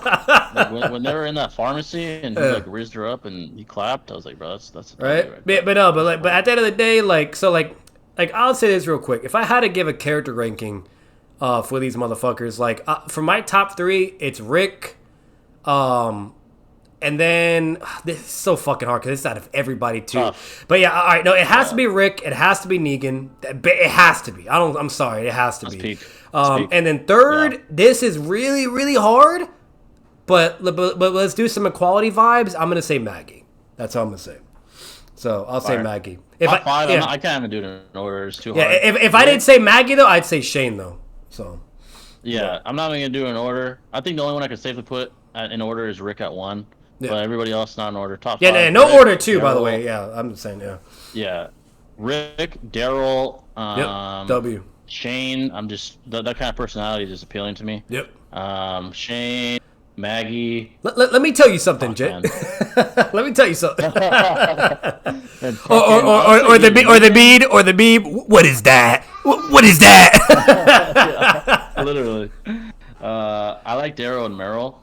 Merle was a bad. Yeah, Merle was his peak. I love the character growth they did with him in the end, where he eventually finally becomes the good guy. Like, because he was always conflicted. He was always a conflicted individual, and it was either good or bad. But in the end, he finally did the noble thing, and I loved it. It was really fucking sad too, especially like seeing Daryl. It was sad. That was good. That was some good ass writing, dude. That was good ass writing. Deep down, he cared about Daryl. Deep down. Yeah. Oh no, that was his weak spot. Yeah, Daryl. That was his only humanity. Yep. Yeah, that's the only thing that really kept his humanity. Yeah. Another example of a character that can keep up with current generations is Goku. Kakashi is definitely one of those examples of someone who can keep up with the current generation. I'm talking about current Boruto, though, since we have no information. Yeah. It's not because many people can do it, because they refuse to improve to keep up with said generation. Yeah, Goku and Kakashi, they stand the test of time as characters. Oh, facts. But to be fair, that's because they also survive. Yeah. Like, they survive. They don't die. They don't die. Goku. He's a special man. Let's be real. Like, if Minato survived and never died, oh my god. Like, if Hashirama didn't die, oh my god. Like, fucking, like, there's a lot of characters where if they didn't die, you know, Itachi, I'm sorry, Itachi and Minato, the sky was the fucking limit if they didn't die. The aura is so potent that I mean they still have aura and they died. I mean, bro, they and I'm sorry, but they had to die because they did it. They would have been the MCs. Yeah, they're just. It wouldn't be Naruto and Sasuke going to the fucking, to the moon to fight Momoshiki. It'd be fucking Itachi and Minato going up there. It'd be Itachi and Minato fighting fucking Jubito alive and fucking like, dude. They're when characters have that much aura and they're not the MC, what else can the author do? I mean, they gotta kill him. But initially, to go back to the point though, like I do agree, like, because obviously because of survivability, but like they just have that resilience component, right? Like they always want to improve or not fall behind, right? And they're gonna do as much as they can. Like, see, Goku, he has no limits basically, right? So he could just continue. No limits. Kakashi though, he does, and if you like can count the anime. Like, his limit is eventually once he gets to Kashin Kojin, right? Like, once he gets to there. Yeah. And that's still insane to mind you. That's a feat alone. The fact that he's able to beat, a shadow clone of Kojin, like, that's insane. Because we saw how Kashin Kojin bullied the fuck out of Konohamaru. Like, that's crazy. So the fact that Kakashi still has his aura, still has that power and whatnot, and is able to hold his ground against, Kashin Kojin, like, that's pretty insane. Whatnot, and just goes to show, like, he's that guy, but he does have limits because once at that point he can't. There's just nothing else to show he went further on. And even Kakashi said himself after they had that little exchange and fight that he says, like that guy was no joke. Like, if we actually continued fighting, things would have been very problematic. Like he's basically implying that it would have been a hell of a fucking fight, and so that's clearly his limits, right?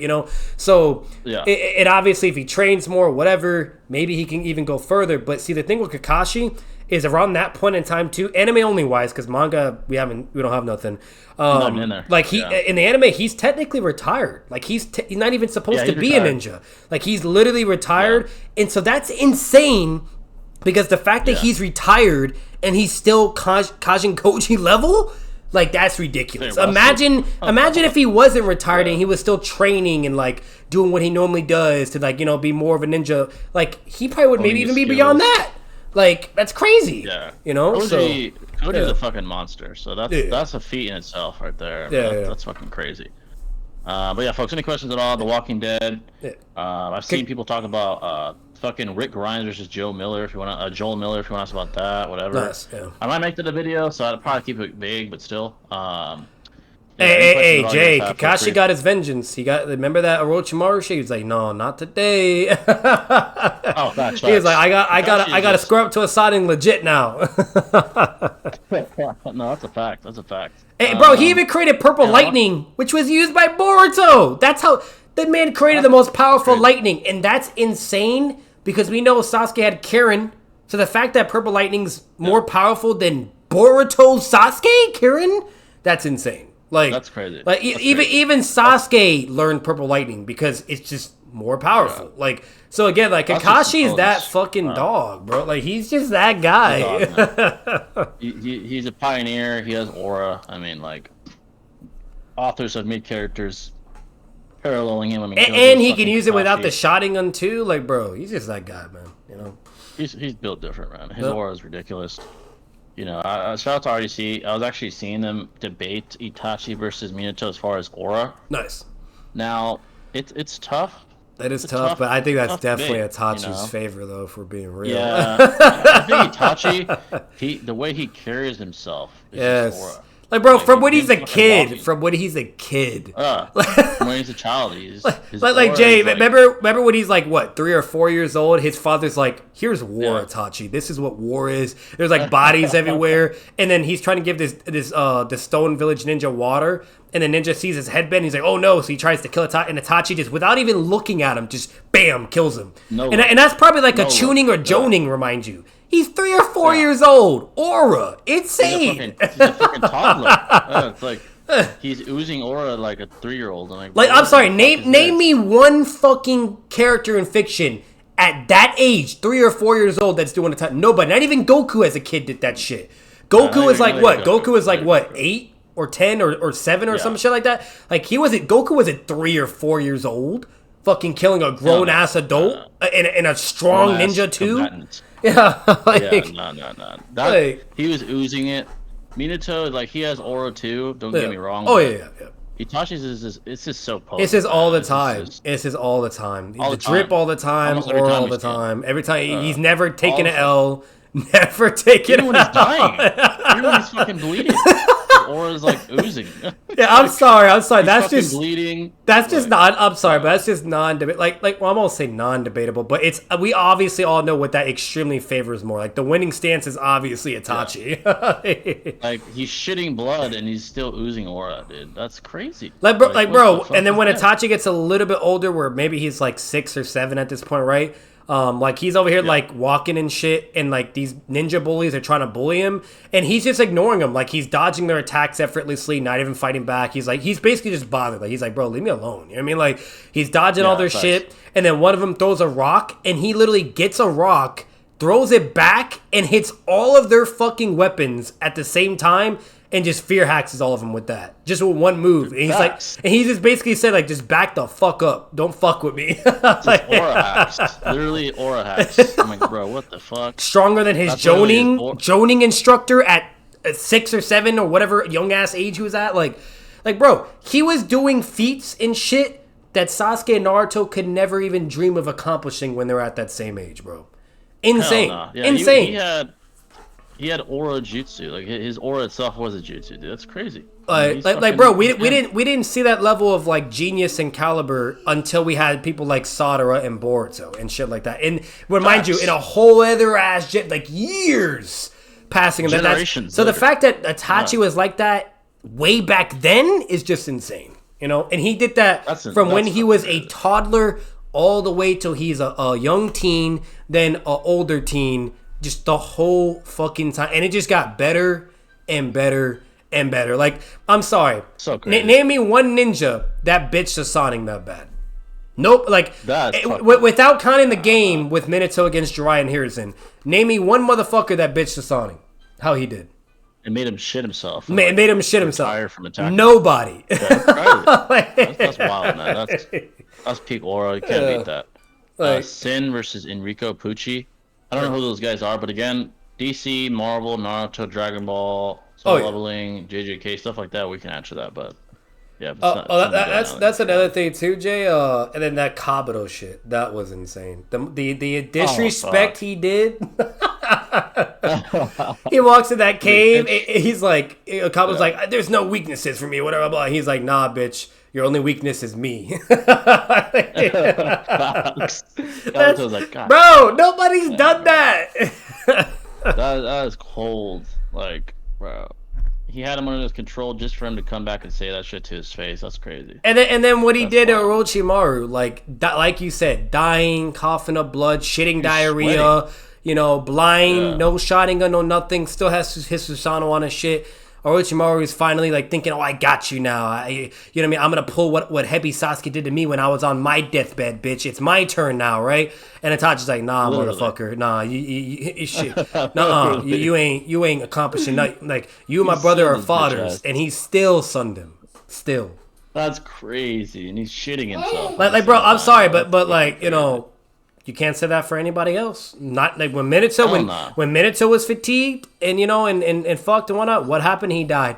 Same thing for Tobirama. Same thing for you know what I mean. Like Itachi's like, "Nah, bitch, you're going down with me, and you're not even killing me. I'm the one that's killing myself technically." He's like, "Bitch, if I'm gonna die, it's my fault. My fault." That's crazy. And let's be real. Let's be real. Itachi only died because he wanted it, because it's more of like a penance thing. At the end, like, I'm gonna be real with you. Yeah. Like if you analyze everything as a whole, because I know damn well he could have figured out how to like you know, cure his disease or whatever, and blah blah, and went from there.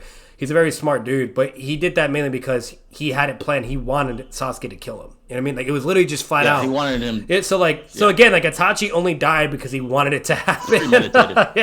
Yeah, it's premeditated. He fucking planned his own death. That's how much aura he has. Like, bro, like that's just insane. Yeah, I'm a plan it. It's like no one can kill me, so I'm gonna plan my own death. That's how built different I am. I'm like, bro, that's crazy. Like Itachi is just insane. Yeah, like his aura is just even insane. Obito. Yep. Obito, like, bro, he had Obito on a leash. Yeah. Like regardless of the contentious value, or regardless of if you want to, you know, defend Obito or whatever. At the end of the day, bare minimum, you have to agree though, Obito was restraining his plans and everything he had in motion because of Itachi. That is an absolute fact. Like, and even Zetsu is like, bro, but at what cost? Like, all the Akatsuki people died and all this and blah blah. You know what I mean? Like, bro, Itachi did all that, bro. Itachi. Because imagine the Akatsuki pulling up to Konoha all together. That didn't happen because Itachi said, "Nah, bitch, no Konoha and no no Sasuke." He's like, "Bitch, if you pull up, I will show up." Right? like bro, that's aura. You're keeping an evil organization at your whim or forcing them to compromise? Like, come on, bro. That's insane. Global you know what I mean? Global terrorists, S rank plus Shinobi are scared of one man. He's like, "Bitch, if you pull up, I'm gonna fucking I'm gonna like Jay, they be an anime besides Soul Leveling, because I feel like we're finally having an actual contester for Itachi now. Besides Soul Leveling, name me a single anime that has replicated the shit Itachi has done. Nobody. Not Luffy, not Goku, nobody. Nah. Not even Boruto. Nobody. Nobody. And you can call it glaze, but it's just facts. It's not glaze. Yeah, it's literally facts. Like, he's just that guy. And remind you, Itachi's not even my favorite character. My favorite character is Kakashi. Yeah. Okay, like, so, like, it's just the truth. Like, it's just facts. Like, if you want to call facts glazing, go ahead. Like, my two favorite characters is Kakashi and Pain. So like just hands down, like and like, that might be crazy, you guys, but either way, those are who my two are. Now, and I love Itachi too, whatever, blah, but he's not my favorite. I love, and the reason why I love Kakashi, there's many reasons. I'm not gonna explain it here, but Pain was just really because of his villain writing and just everything with it in the arc. I don't know what it is to this day that's just always like struck with me. You know, but yeah, so again, like, Itachi's not even my favorite, but it's literally the truth, bro. Like, it is what it is. It's just facts, man. If you want to call it glazing, call it what you want to call it. Well, but yeah, guys. Well, you guys ask questions. By the way, we're only 35 away from a tier list. If you guys still want it in this stream, if not, we'll plan it eventually. Yeah. But yeah, another thing I wanted to discuss is, and I've seen it just in the boxing community. While you guys ask questions, again, it can be anything, anime, politics, whatever. The problem with boxing. So unfortunately, this past weekend was a big night, probably the biggest night of the year for the boxing community, and it was a shit show. And the reason I say that is because the lack of activity from world class boxers in these bouts was very, very disheartening, especially to the casual fans. We pay money. The people that are there live in attendance and the people that pay for these pay-per-views that are outrageously expensive, by the way, now. It's fucking like $100, by the way. To see Ryan Garcia not even throw fucking punches and just fucking sit there and survive. To see William Skull run for fucking 12 rounds around fucking Canelo like a fucking matador. It's embarrassing. It's embarrassing to the sport. And I'll give one W to one person. The Saudi Arabian, I guess, I forgot his name, Turk or something, the guy that paid all these guys, said, fuck this shit. We're not going to have Ryan versus Devin Haney anymore because they were ass. No one liked these fights. I'm not paying them. There's no rematch. We need actual action. We're about that action. So W Turkey, W Saudi bro, that's Arabia. like seeing Mike Tyson in his prime, like, fucking underperform or just... It's just ass. Like, how do you fuck that? Like, no, like, what? Like, nobody wants to see that. Like, no, we expect to see a Mike Tyson performance, right? Or that's like seeing John Jones, like, getting into a fight and it's just boring as fuck. Nothing's happening, or some weird shit. Or, like, no, fuck that. Yeah. Fuck that shit. W Turkey, W Saudi Arabia. Canelo, he deserves some blame, but at the same time, what can you do when the guy's fucking just bouncing around you for 12 rounds? He tried. He won the fight. He is fighting Crawford in September. That's probably going to be the fight of the decade, at least. Crawford is the closest thing to Mayweather I've seen since Mayweather. He's fucking good. Canelo has a real threat on his hands. He might actually beat Canelo. I wouldn't be surprised. He's that good. But boxing, that's the problem with it, is conflicting interests.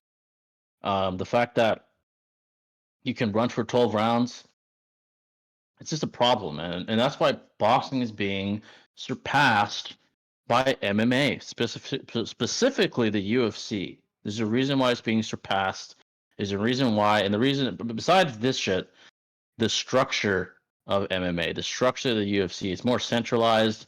There's a definitive hierarchy in these weight classes. There's a champ. There's only one champ. There's not fucking 10,000 belts in each weight class like boxing. And I love boxing. I boxed for over a decade. And I'm just being real. I'm being critical of it because it's a problem. There's like 20,000 promoters that want different things. They fight over who gets more money, who gets control of where they're fighting, the venue, the fucking weight of the gloves, every fucking thing. It's all a fucking problem. In the UFC, it's simple. It's one organization. Imagine having all that fucking kid drama. Crazy. It's crazy. It's fucking crazy. Like, think about it. All the great fights we've missed out on over the years because of ego, because of conflicting interests. One prime example, Mayweather versus Pacquiao. That shit happened probably 10 years too late.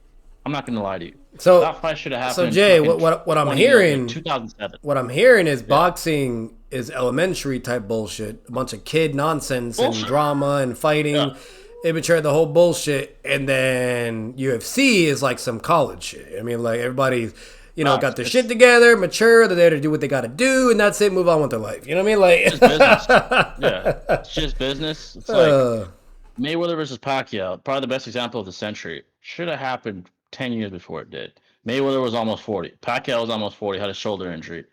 Why did that take so fucking long? Why? We got robbed out. Probably the greatest fight of the century. Deadass, the greatest fight of the century. That was probably the best fight of the century that could have been done.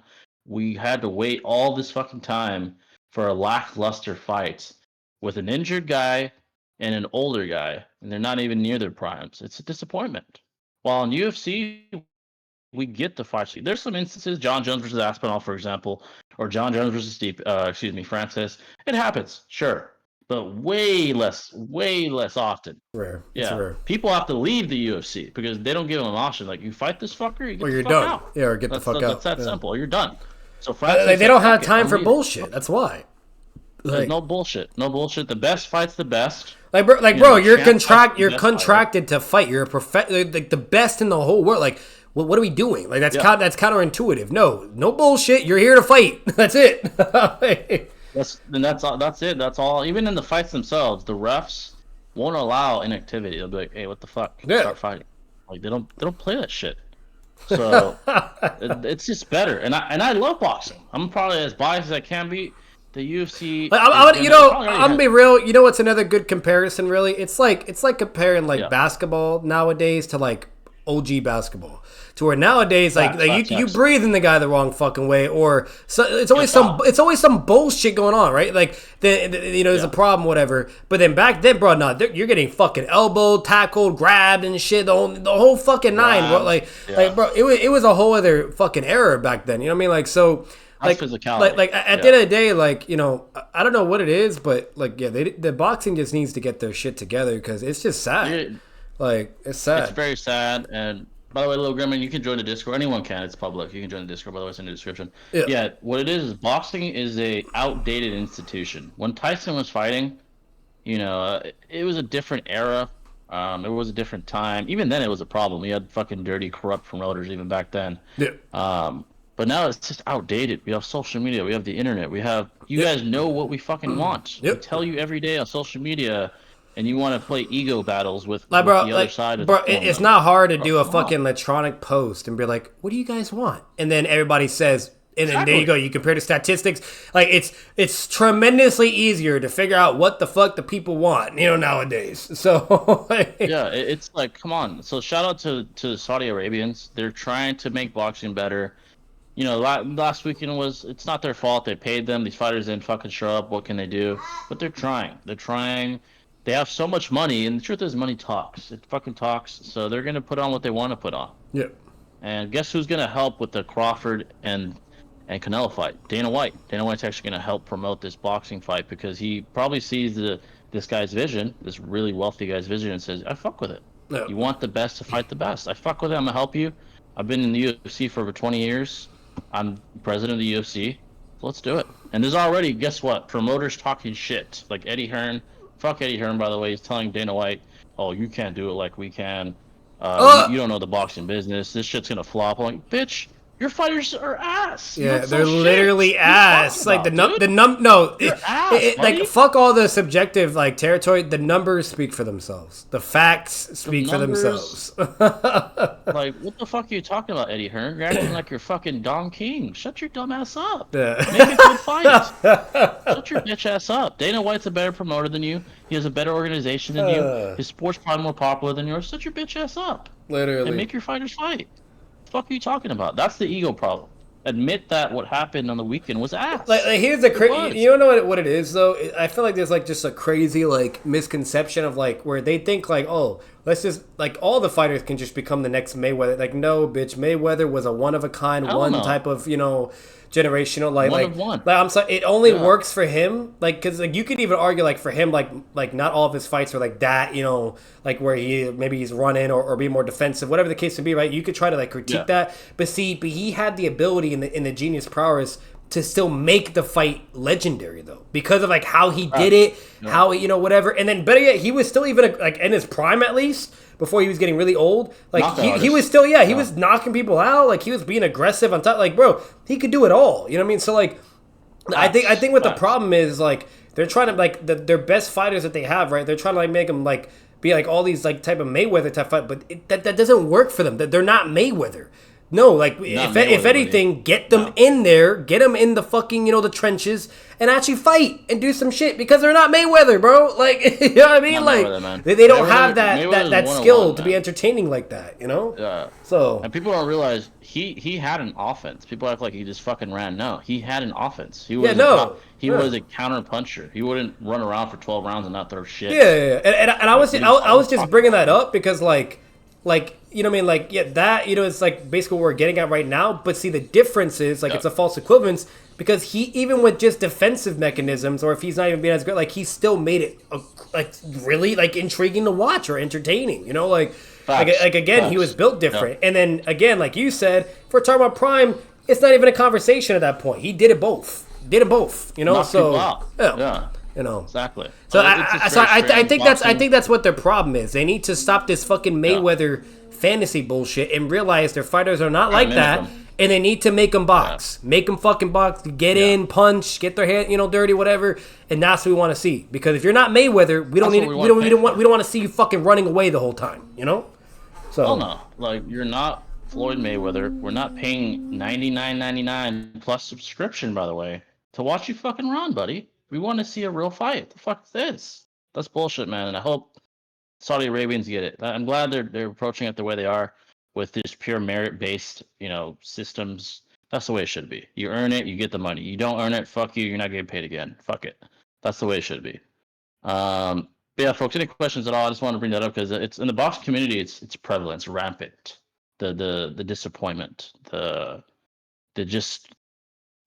upsetting nature of those fights. It's everywhere, and I'm with it. And I'm probably the most biased boxing guy there is. I love boxing, but it's a fucking mess, man. It's a fucking mess. But yeah, folks, any questions at all? Any questions at all?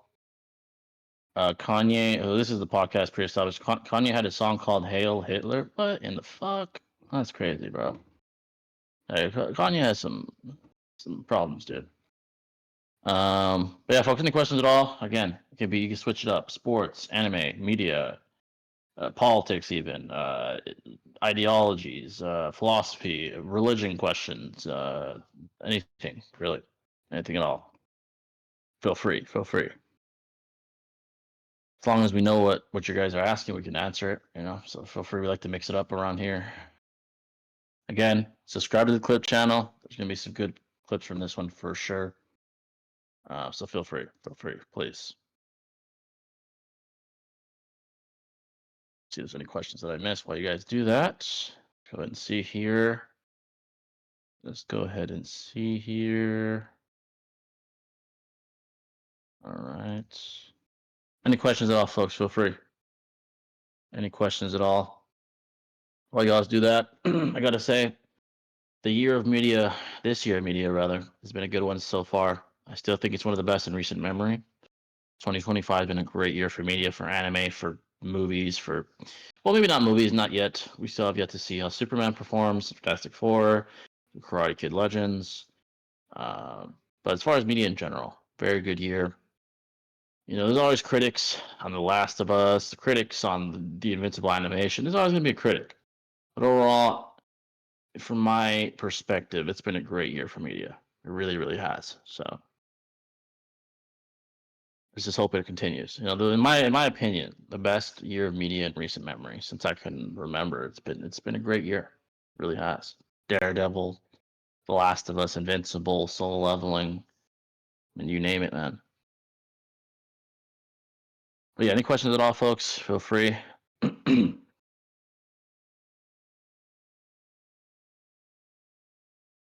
Any questions at all? See if I missed any of your questions here. But the GOAT is Rock Lee. Rock Lee is a GOAT for show. Let's see, Dexter's great. Facts. Definitely need to check it out. The MCU, the honest truth, did it fall off? I'll say this. Quite objectively, quality diminished after Endgame. And logically, it just makes sense. Some of the pivotal pieces of the MCU departed. Robert Downey Jr., right? Chris Evans, Scarlett Johansson. Those are key pieces to the MCU. So that makes sense that there'd be a little drop off. But the truth is, regardless of that, the quality of the films have dropped. The Doctor Strange film, fucking ass. So most of the others, mediocre. Thunderbolts, haven't seen it, heard it is mediocre to ass. It's unfortunate. It's unfortunate. The only hope now is just Doomsday. Nonstop mid material or just ass. That's all it is. Just ass. Political agendas, plot points that are ass, etc.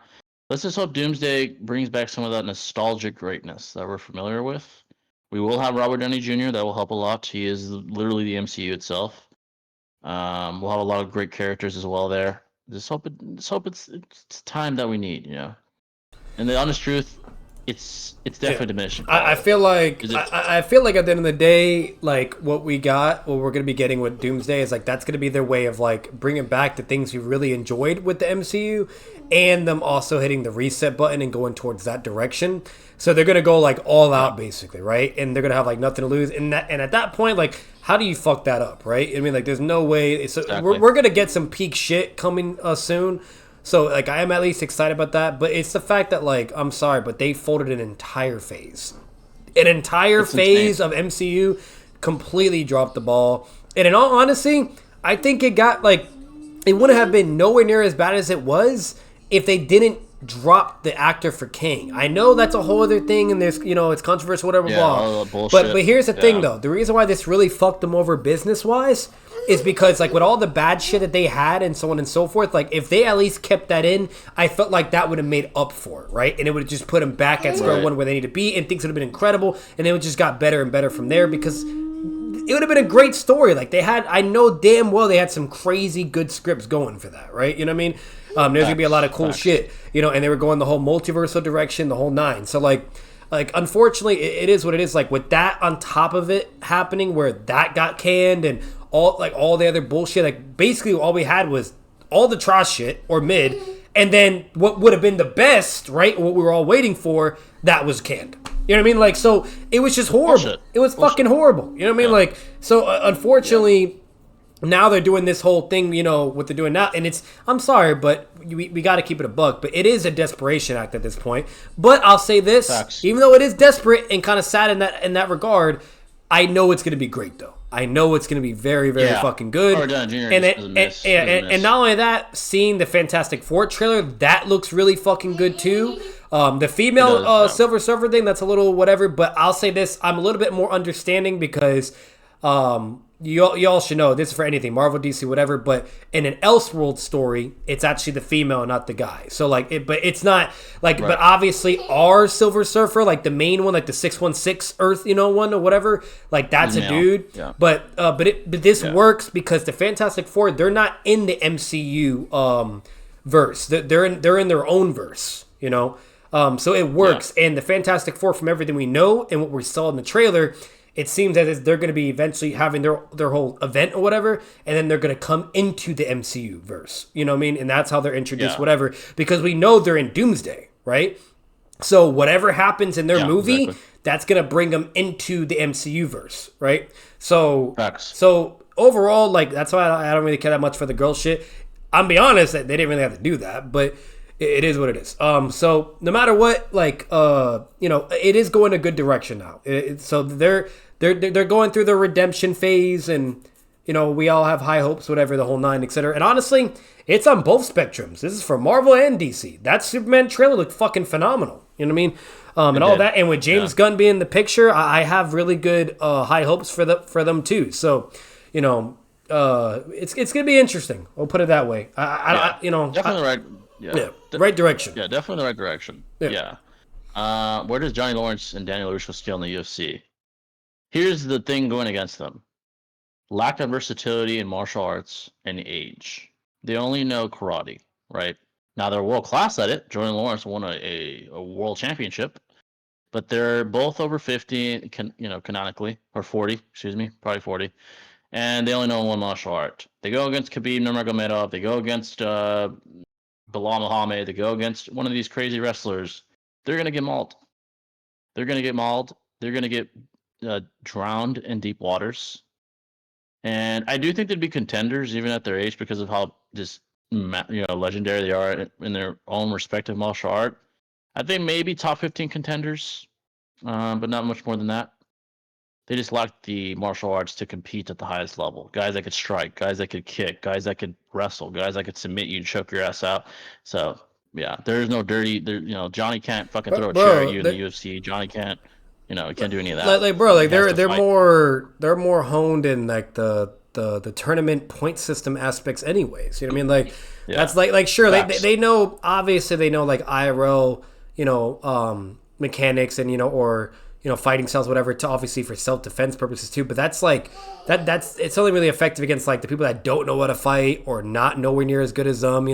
But if they're going against like an actual legit like what I mean, like a UFC John Jones or something. yeah, like they're getting cooked because they're not used to that. That's a whole other So yeah, no, they're fucked. Yeah, that's completely different. Let's just say this: Johnny is probably around 170. Daniel's probably around 155. Yeah. Johnny Lawrence would have to face Leon Edwards. He'd get fucking sniped, dude. He would get sniped in the head, and he would get eliminated. And Daniel LaRusso 155. Yeah, and not only that, like, but you guys got to also remember too that's completely fiction territory. Like the way they do it in that shows and the movies, you're not fighting multiple fucking people like that. That's not real at all. Not even a UFC fighter could be able to replicate a fighting like so many people all at once. They're gonna get cooked. Like they're gonna perform a lot better than a karate mixed martial artist and things like that. Whatever, right? You know what I mean? Or whatever the things we've seen. But you guys got to remember that's like the WWE, right? You know what I mean? I'm not taking away that they're not badasses or whatever, but you guys got to remember that is not real life. Like in real life, you can't beat 5 or 10 people at the same time. You know what I mean? Like that's not happening. Like if they're all jumping on you or get on you, it doesn't matter how good of a fighter is, you're gonna get overwhelmed. Like you guys forget, 20 men, just 20 total, can equal the same strength and power of a gorilla. It just takes 20 men. Facts. So, you know what I mean? Like, so imagine going against 5 or 10 men, you know what I mean, at the same time. Like, you guys have to be, like, use your brain, so there's that, too. So, again, like, if they're brought into the real-world aspect of things, and they're going against someone like John fucking Jones, cooked, you know what I mean? They're cooked. Even weight matters, too. Even weight matters at that point, like... Yeah, weight matters at the point as well. Johnny was able to fight against an actual MMA fighter. Actually... He had to have Robbie give him a chili to put chili in the MMA fighter's eyes. He was actually going to lose that. Yeah. And that's a local arena. That's not even a world-class MMA fighter. He'd be cooked. He'd be cooked. Yep. Yeah, and that was some local guy in some fucking arena in Mexico. Yep. He'd get fucking cooked. And even most potential. Yeah, and even if we take the show into consideration too, Jay, when Lawrence was fighting like multiple like trained people or like adult, he was getting fucked up.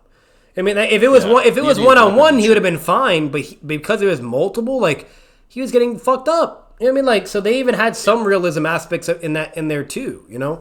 So he just asked what. Yeah, he had to get a mental amp. Yeah. And again, those guys only know one martial art. They don't know jiu-jitsu. They don't know wrestling, kickboxing. Yeah, imagine knowing all that shit. Like, imagine knowing all the striking and wrestling. What the fuck? Yeah. What is Johnny gonna do if someone gets a double leg on him? He's fucked. Like, bro, or even if he's going against like the best jiu-jitsu fighter in the world, like why am I forgetting his name? Gordon Ryan. Yeah, like imagine going against like in '90s. That's just only one martial art, but he was so good at jiu-jitsu, bro. You couldn't fuck with him. You couldn't do shit. You know what I mean? Like, you cooked. Yeah. Okay, but the MMA fighter had to have someone behind him hit him with a chair. Again, that was a subpar shit organization MMA fighter. That wasn't a UFC fighter. And he still struggled that much. Imagine him fighting Leon Edwards or fucking John Jones. He'd get fucking cooked. Cooked. Yeah. Who had the most potential in the Cobra Kai amongst the kids? Number one. Okay, potential. This is the key word. Potential. Yeah, potential. Yep. I'm probably biased. I'd say Miguel number one. Number two, Robbie Keane.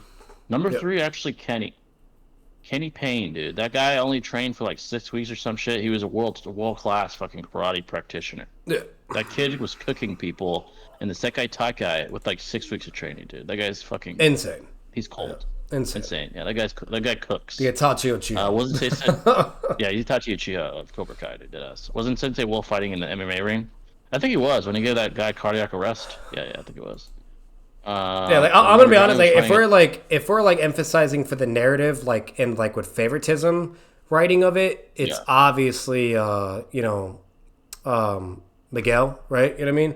Like he's kind of like the whole like next Karate Kid anyway. World champion. Yeah, like and all that. Now, but if it's like if we take away the favoritism bullshit and we analyze it as a whole, like skill, you name it, I would agree. I would say Robbie. Like if he was getting the same treatment or same emphasis, as for like the people that are around him, whatever, blah, bro, I think that guy would be crazy. You know what I mean? He'd go crazy. Robbie, like, think about it. He's underrated. Robbie's underrated, bro. Yeah. Very underrated. He has Johnny Lawrence's genes, and he has Daniel's guidance. Yeah. I mean, dude. This guy's he's a monster. I mean, and there's a lot of times where he was blatantly outperforming Miguel. Yeah, you know, he like beat his Miguel talent for the captain's Yeah, spot. he even beat him. Yeah. And then the second attack guy, he thought his girl was getting clapped by another person. So remember that, okay? He was mentally nerfed 90% of the fucking tournament. Yeah. But Jay, he was getting fucked up, and he sucked. And Miguel was roasted up. Yeah, no, he sucks. No context. No context. Remember when he got his resolve back? What did he do to Quan? It's like Casey and Minutes all over again with Jubilo. It's like context, motherfuckers. It's like, dude, this guy went Super Saiyan against Quan and cooked him worse than probably anybody ever has besides fucking Axel. He cooked his ass, dude. Badly. Yeah, that's insane. So he's different. He's different. What's going on, Raspberry? So yeah. So if it's like true potential, like another way to think of it, guys, too, like, because Star Wars, like, shout out to Star Wars, by the way. But the third Revenge of the Sith movie came out in theaters. If you guys haven't seen it, go fucking see it. It's amazing, incredible. And they're over here breaking records and numbers because of how incredible the movie is. Goes to show you like how much better Star Wars was before. But anyways, main point being said, that's another example. Like, that's like saying, like, if Anakin reached his true potential, nobody's fucking with him. The same thing for Robbie, basically, is what we're getting at. Like, but see, Anakin never reached his true potential. He only got to where he was in the end, to where he was conflicted, whatever, and that's why Obi-Wan was able to beat him, and so on and so. Like, he had a lot of shit mentally going on, you name it. It was his master, etc., all this shit, and then he gets fucked up and becomes Darth Vader, and because of him being Darth Vader, yeah, Darth Vader gets strong and he's powerful, but he was never at his true potential. He was severely nerfed because of him being what he was, right? You know, that's why even Darth Sidious could always beat him because of force lightning. The lightning was literally his kryptonite. The moment it hit his suit, he was cooked. You know what I mean? He couldn't have, even if he was more powerful, he couldn't do anything because that was literally his kryptonite. So like that's a good example. Like Anakin, if he hit his true potential, the sky's the limit. Nobody's fucking with him. And then there's actually a Star Wars comic, and it was never on the screen or animated. Unfortunately, it'd be cool if it was. But to where it's a Vader comic, basically, to where when he did reach his true potential, he was like all red and shit, and he had like fucking black lightsabers and whatnot, and he had like red force lightning, and he literally bodied everybody. He literally pulled a Madara Uchiha and killed everybody all at the same time. You know what I mean? Like, and basically what they were emphasizing is like, this is what happens when he hits his true potential. Like, he's unstoppable, you know? So the same shit would be for Robbie. If he had that's right variables that, you know, he's nobody's fucking with him, you know? Like, just think of all the shit that happened to Robbie. He fucking, you know, him having a shit mother, Johnny not being there. Not to say, you know, Miguel was born without a father too. I mean, his father wasn't there, but still, the point is, Robbie had that. Then Robbie had conflictions because his dad found out he was training with Daniel, his arch nemesis. Yep. Then he goes to fucking, he kicks Miguel over a fucking railing, goes to fucking juvie. Then he gets manipulated by Kreese. Then he has to go back to the good side. And then he has to, you know, redeem himself amongst It's just constant bullshit. Constant. Like it was literally Anakin on the dark side, but on steroids. Just constant shit. Like Miguel, the only true obstacle he had was when he got hurt. And he recovered from that. When he fell off the fucking second story and like hurt his back. That's it. Yeah. After that, he literally had a Batman arc. Yeah, he had a Batman arc. He recovered, and Robbie just had all this other bullshit, dude. All this other shit he had to go through, the mental fucking hurdles and all this crap with Tori and Quan getting in his head and Kreese getting in his head and all this bullshit. Like, long story short, bro. And then Axel, yeah, man, it's like it's not the same. And then Axel snaps his leg, and he can't even beat Axel because it's dude, it's bullshit, man. But like literally, Robbie, like, bro, all that, like, if that all went out the window, and he could literally just hone his skill in fighting and just train. Yeah, nope, no, I'm sorry. Like, he's. I don't think. Honestly, even Miguel wouldn't beat him. I think he'd be the best. Yeah, no, he'd facts. Be the best, man. Facts. Miguel would get cooked. I'm sorry. Yeah, this is facts. But yeah, great questions, by the way. Cobra Kai's peak, one of the best shows for show. It's definitely peak. I'm really excited for the movie, by the way. Karate Kid Legend. It's gonna be peak. Speaking of fighting, though, I was watching Dragon Ball recently, bro. King Piccolo's a menace. That motherfucker is a menace. Facts. Bro, that man, being like that. bro. Yeah, being in the show that early, being a menace. He's one of the earliest menaces. Bro, in Dragon he Ball. came into that shit and just started killing everybody. He's killing all the side characters. He's blowing up like fucking cities effortlessly and shit. Like insane genocide that he was doing, and like the big characters that he was killing off.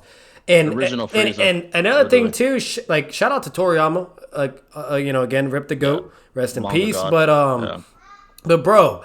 And then there's fucking Goku, where like King Piccolo beats the fuck out of Goku, right? And he thought he killed him, but he didn't. Goku gets up, starts training, does the impossible basically, trains whatever, blah blah, and then gets shot. Like, bro, I'm sorry, but Goku's resilience throughout the entirety of the show, like it's insane. Like he just gets stronger and stronger and stronger.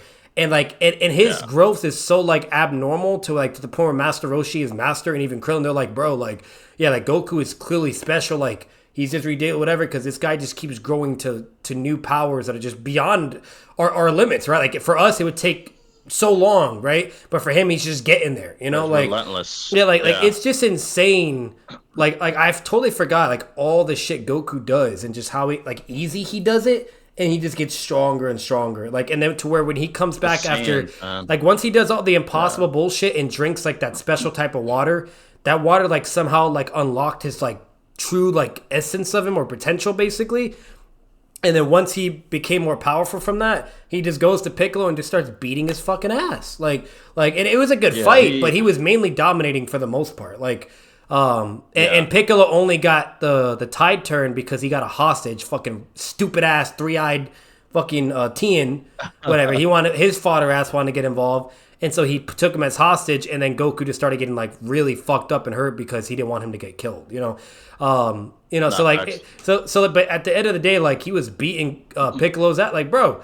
Like, I'm sorry, but that shit was just peak. It's a good-ass fucking story. Yeah, people forget how much potential he had when he was a kid. Like, yeah, insane. Gohan had a lot. Goku had a lot, too, though, man. But like, the whole point of... The whole reason I'm saying all this, too, is, like, in the beginning of the show, he's able to blow up a moon, technically, because Master Roshi could do it, and he still made it Master Roshi's Kamehameha, right? His full power. X. So that means, like, way early on, he could blow up a fucking moon, basically, at that point. And then he just continues to get stronger and stronger. Like, and I'm talking about, like, leaps of strength, too. Like, it's abnormous level of power he's getting to because he's always having to fight the next big bad or the next big villain or whatever.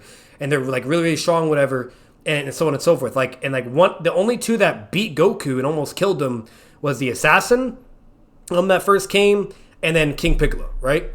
But it's just insane. Like, and he just gets strong. So just like basically by the point where it's gonna reach the end of Dragon Ball, because now where I'm at, like he's training with Kami and shit and all that whatnot. Like, but even that is a whole other fucking power level. Like even they are like cracked, like insane. And he's like, what the fuck? Like, so like it's just.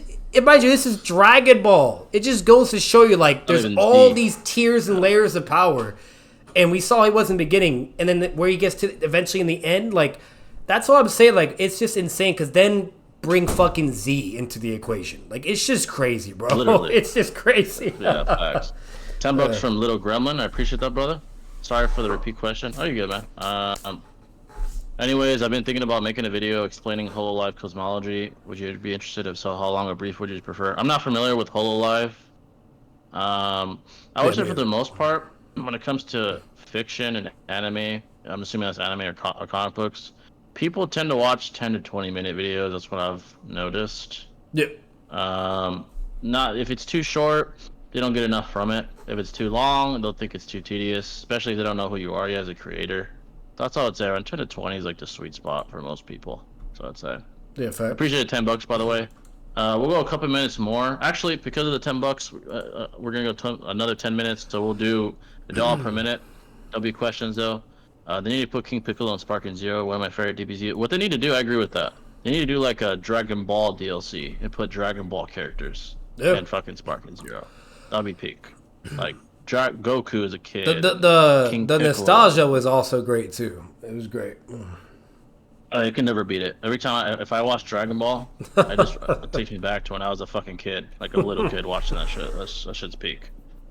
And Hey, oh wait, I will say this real off quick. Yamcha, that motherfucker's ass. All he takes is nothing Oh, but dude. L's in Dragon Ball. Even that, dude.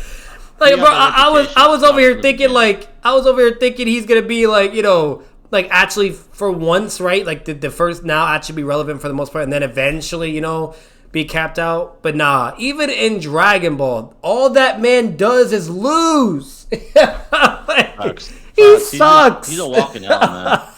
He's at Code in Boruto. But no, He's but at worse Boruto, than Code. bro. Tremendously worse than Code. Oh my god, bro. Oh my god, dude. If you guys He thought gets his Code girl was kicked by bad, Vegeta. bro, go watch Dragon Ball and watch this man be 0 and 100. Like literally He's 0 like- and 100. You know what would be a good tier list? Would be like the most or less characters. That would be Literally, peak, bro. Actually, he'd probably be in the. Like S even tier, Sakura surpasses his bitch ass. Like Oh, damn. Oh, facts. Even Kiba, Kiba that's debatable, but yeah, fucking Sakura. At least. Yeah, no, Kiba's really fucking bad. Kiba's so dog shit. He's like the Yamcha of fucking Naruto. He's such a dog shit But I do agree with you though, Jay, because he did have some aura against Saikon. He was doing some shit in Yeah, that. a little you know what I bit. mean? Yeah, a little bit. Fang over You know what I fang mean? Like and all that. So Yeah, like I'll fang give over like fang. that, but that was it. That was it. That's the it. only time Yeah. against Entire Saikon. career. His entire career. Yeah, that's all he has. He's the Yamcha of Naruto. Even Sakura and Tenten have respect for me.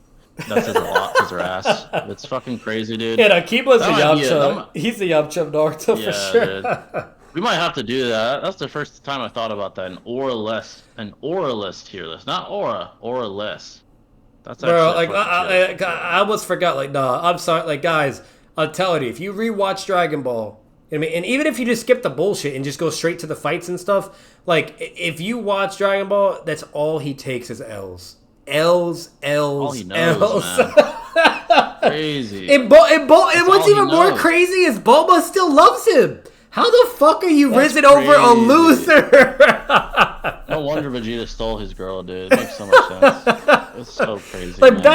that's what blew my mind the most. I'm like sure I can understand why she initially like, you know, whatever, because like he had the looks, whatever, and then like, you know, he also was a badass, right? Like I'm not over here saying he's fodder, like where he's, you know, no, he's clearly above like any humans or any like, you know, creature, whatever. But when it comes to like every adversary or villain, even the most trash adversaries or villains, or even heroes, he can't beat nobody. Not and no heroes, no martial artists. He just loses to everybody, bro. It's crazy. He's bottom of the barrel. Like he's bottom of the barrel dog shit. like, and man. if I'm being like legit, like completely like honest, like I think he wins like maybe like 3 fights total or 4. But like other than that, it's bad. like 4 to 100. Dead, like he just loses all the time. Yeah, he's so doo-doo, man. It's crazy. Like bro, It's Tien, almost the bad at this 3-eyed dude, he at least had more Yeah. aura. You know what I mean? Like he was at least fucking up a lot of people, going blow to blow with Master Roshi and shit, and going all out with Goku and shit, you know, whatnot. Like that dude was good, but yeah, Yamcha ass, fucking ass. Just bro. asked from the very beginning, which is crazy. What's a fight you wanted to see in Cobra Kai? Mine is Sam versus Zara and Daniel versus Wolf. I probably you mean the one like we didn't see? Honestly, you know what would have been peak is fucking in the finals. Let's say Quan never died. RIP Quan. He had peak aura. Maybe like Quan versus Miguel in the finals. I feel like that would have been peak. Yeah. That would have been dope. We saw Robbie versus Quan, so I can't say that. Daniel versus Wolf, yeah, Daniel versus Wolf would be a good one, like a full-out fight. That'd be cool. What's another fight I want to see? One, I mean, these characters died. You know, Miyagi died a long time ago. Miyagi versus the founder of Cobra Kai, Sensei Kim. I would love to see that. Yeah. I mean, even the writer said that Miyagi was unbeatable, and the only guy that might have been able to beat Miyagi is the founder of Cobra Kai. Yeah. Maybe. He didn't even say yes. He said maybe. So that probably would have been the most legendary fight we could have. That's literally possibly Hashram and Madara. seen. Literally, that's Hashirama Madara. That's fucking. That's Naruto Sasuke. That's fucking like that's the peak of the verse right there, man. Yeah, That's the fucking reincarnations of what started it all. crazy. Facts. They're literally the like the gods of fucking karate. So that's probably the number one fight I'd want to see. Chosen versus Wolf is another one. Chosen's he has aura. He's a W. Yeah, so those are up there. Terry Silver. He kind of fought everybody I wanted him to see. Yeah. Maybe Terry Silver versus Mike Barnes. They never got a chance to duke it out. Yeah. That'd be a decent fight. Yeah, there's some good ones right there. What's your favorite death battle episode?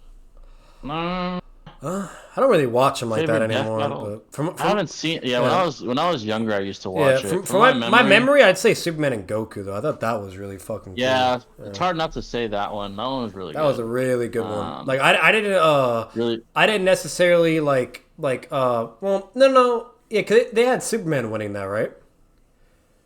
It was always Superman winning. Yeah, it was always him winning. Yeah, he beat I think he beat Super Saiyan 3 Goku. Yeah, like I was fine for what they did, all that, but there was like one matchup they did where it was like him eventually fighting Ultra Instinct Goku, I think, or some shit like that, or like God Goku, and they still had Superman winning, and I'm like, I don't know about all that, but it gets way more contentious once. But just like out of enjoying like the fight itself, it was just great. It was just crazy ass battles.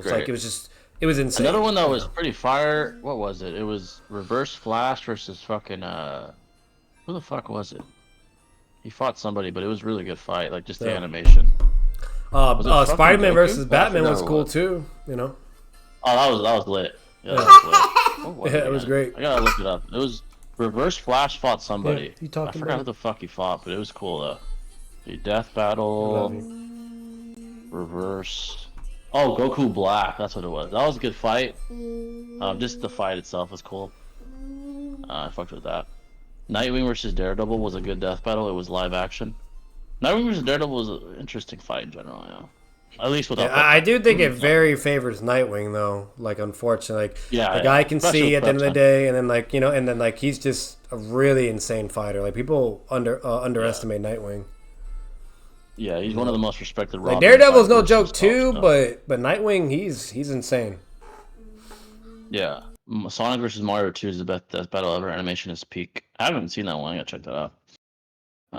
I know people pit those guys against each other, and they have like crazy scaling apparently. Sonic and fucking Mario. Let's see what other questions you got. Why don't you think Goku and Vegeta wish the Saiyans back? I find it weird. Oh, you mean like the Saiyan race? There's a lot of unknowns.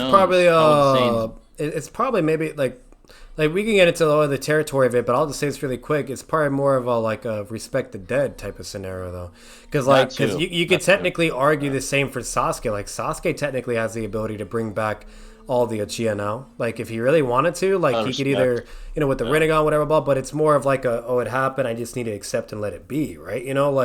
Right. Now I'm gonna be honest. Like if I was Sasuke, I wouldn't let that happen. I would bring them all back, blah blah. Because at the end of the day, it should have never got to that point. And they shouldn't have been on the brink of extinction. But I'm just saying. Like I think that's what the vibe probably is. It's like it's more of a respecting the deceased, and it is that type of a philosophy moment. But that's the immediate goat tail I normally say. But better than that, from there it's it's interesting. Yeah, that and the risk that. The Saiyans have a superior. Not all of them, obviously, but most of them have a superiority complex. Vegeta used to before Goku beat him on during the Saiyan arc. Yeah. So there's that risk too that they're like, oh fuck Earth, let's conquer it, and then they have to end up fighting their own. It'd be like the the Virtumites all over again. Yeah, it'd be like the Viltrumites versus Mark or some shit. Like, and obviously in this instance, Goku and Vegeta would fucking slam the entire Saiyan race. That's probably one of them. But it's still not even worth the risk because they're way beyond them. But let's say there's like a one of them like somewhere on Earth and they don't know, and he just like fuck it, I'm gonna blow up the Earth because we just can't beat them. Facts. They all lose at that point, right? It's a risk to their loved ones and the planet, So this is a lot of risk. The dishonor of bringing them back. There's a lot of reasons. Yeah. Obito versus Vader. I like that one. I think I saw. Oh, that was a good one too. Yep. Yeah. I didn't agree. I didn't agree with the verdict, but because they had Vader winning that. But what's it called? But that's a cool matchup. Obito versus Vader. Yeah, that's cool. Monica is a character I would love to see in Death Battle. Yeah, Death Battle. Their animations are cool. Most of the time, I'm not gonna lie, their verdicts are probably wrong from what I've seen, but It's still animation's great. cool, It's still though. good Very with it. calm. Yeah, it's the closest you're gonna get to Yeah. seeing it for a crossverse, you know. So Yeah, literally. Yeah, it's the closest. like you're the gonna fact that get they to even get Crossverse. like the rights to be even allowed to do that, but it's just really cool. It's great, you know. Yeah, you gotta give them that. It's really cool that they can bring that to life. Let's see here. The last Super Mario Goku was peak effects. That's why I always say this. Like I'm telling you, this is $1 million idea. So anybody that hops on it, who knows? You might fucking be wealthy, and you better shout me out.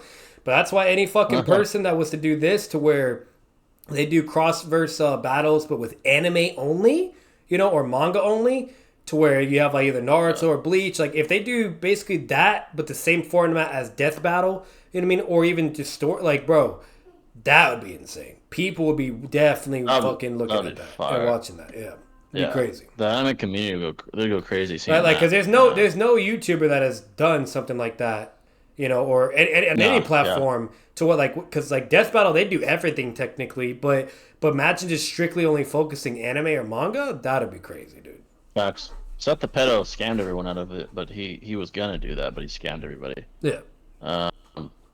Raditz and Nappa need to come back. Oh. Raditz and Nappa are cool characters, but they'd be self-fodder now. Yeah, that's what I'm saying. Yeah, I want to see Pycon too. Pycon had some aura. He was cool. Pycon. Yeah.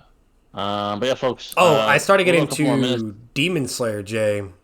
Really fucking good. That's I'm another fucking one I with gotta it. watch. It's good. Once you get to the point where you're seeing like the strongest Demon Slayers, that's where it's like, oh shit. Like that's when you're like really intrigued and like, okay, this is getting good now. Because at first when I was watching it from the beginning, whatever, like it was good, but I was like, you know, nothing crazy, right? You know, but it was good. It was interesting. Right, yeah. But once you start getting to like the Akatsuki version of, you know, within that verse, right? To like the bad dude, like the bad organization or whatever. That's where it's like, oh shit, this is cool. And then when you start getting to like obviously the opposite spectrum of that, with you know, which aka the Demon Slayers, it's really fucking cool and interesting. So like we're finally getting to the bread and butter animation, of it. So it looks really good. Oh, I've it's never very watched good. Yeah, I do want to watch it. Yeah, the animation's very good. Even the clip. What's fight. interesting? It's literally like a fusion between Bleach and Attack on Titan. It's very dark. But it's badass sword fighting and shit, and then it even has like fighting. DBZ elements in it too, where like, or not, I wouldn't even say DBZ because they don't have the same, you know, power. I'd say Dragon Ball elements, where it's a lot of fighting and martial arts too and whatnot, and physical power and shit, you know. So like, it does look lit. It's fucking good, dude. I'm really enjoying it. So Yeah. So even Shinobi said like I think he said it was peak too. So yeah. And then like when I finally saw the Slayers, the humans and whatnot.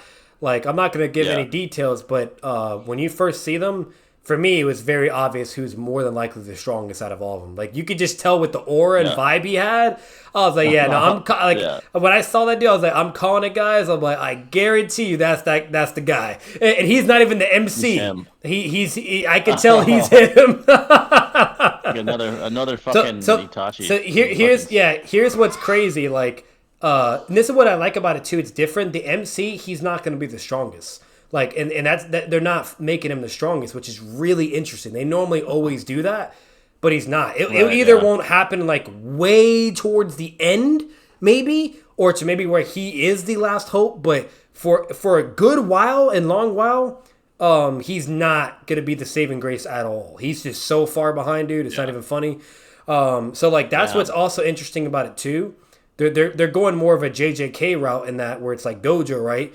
You know, and also and like no, not Solo. Yeah, it's Gojo's a good example, and yeah, even Dragon Ball Z, that's a good example too, right? For a side, character really having more of a light instead of Goku. Even that's a bad one because Goku technically always had the light, but you get what I'm saying. You know what I mean? Like I do like that difference because it's not predictable, right? You know what I mean? Like the sky is the limit, right?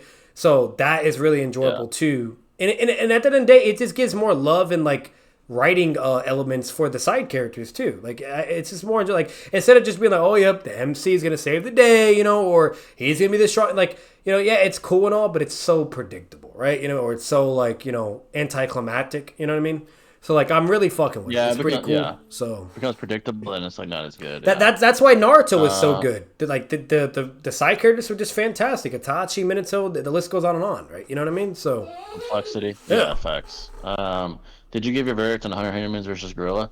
Yeah. So basically, we said it comes down to who these 100 humans are. If they're bloodlusted to the point where they're willing to die for it, willing to die to beat this gorilla, they're gonna most likely win. They would go for every sensitive and vulnerable part of the gorilla's body, the eyes, the fucking any soft spot on the body. They'd bite it, they'd punch it, stomp on it, they'd fucking be willing to die for it. They would dogpile it and stomp it out. They would do whatever it takes. So more likely they'd win.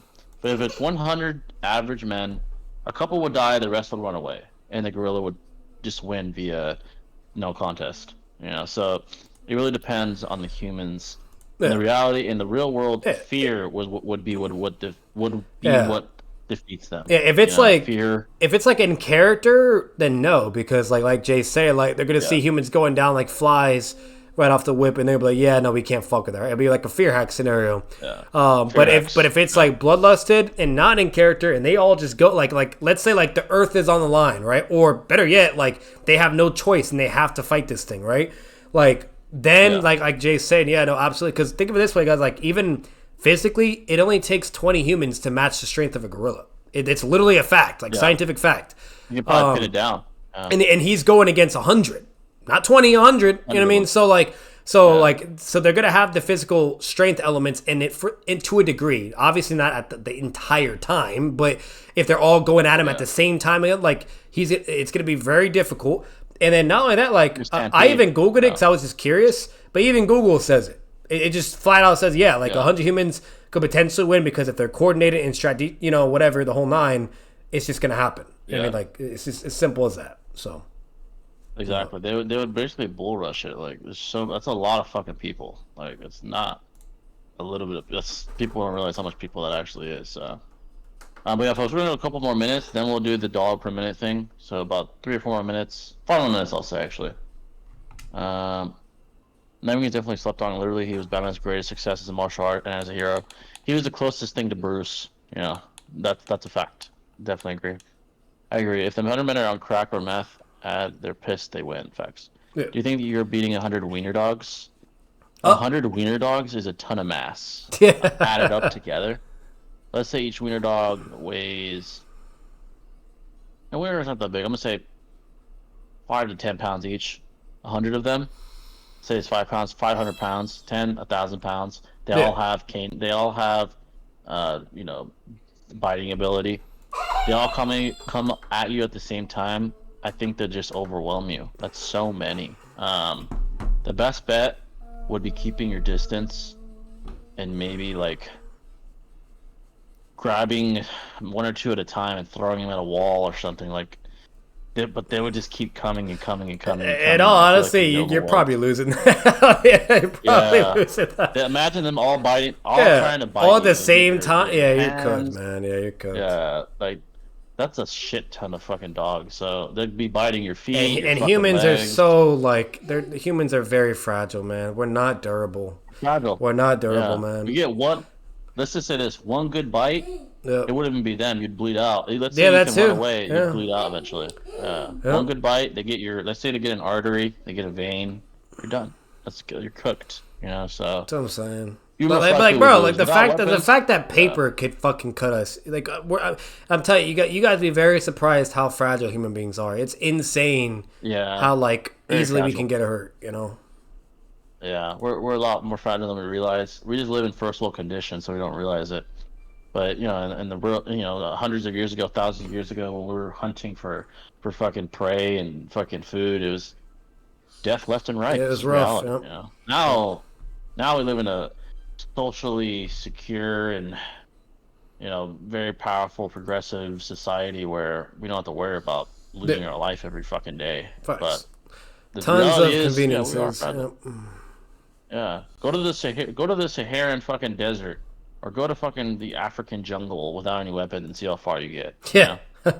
You're cooked. You're cooked. Bro, not only that, bro, not even that. I guarantee, like the majority of the human race, like millions of motherfuckers like don't even know fucking basic survival fucking instincts and shit, and don't know how to fire, survive nothing. Yeah, none like, of that shit. I guarantee, like anybody that's probably even listening to this, you probably don't even know that stuff. Like if you do, great, but you know, like I'm just, and the reason why is because it's just not enforced anymore. Needed. It's not needed. Like it's not, you know, like it's just. It is what it is. Unless you're going to the military or you're going to anywhere that requires that, then yeah, there you go. But for the most part, again, like Jay said, it's not fucking needed. So people just don't care, you know? So yeah, they just don't give a shit. What about a bear versus 100 humans? A grizzly bear.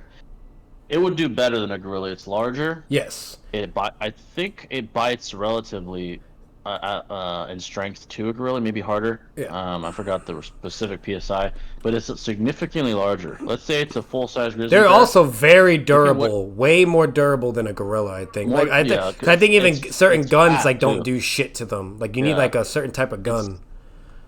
It's their fat that really does it. They have a ton of fat on them, so even a pistol, it would take multiple rounds. It would take multiple rounds if you don't get in the head or in a vital point. So a grizzly bear would have a better chance. I think the human's best bet if they're bloodlusted would be to bum rush it and knock it over and like suffocate it. Yeah. Like make it stop breathing or like, it's possible, but honestly, that's even harder. And I mean, because like they're just they have so much fat and they're so durable because of it. It's like because you got to remember, like humans can only do blunt damage. We can't really do like piercing damage. You know what I mean? And things like that. You know.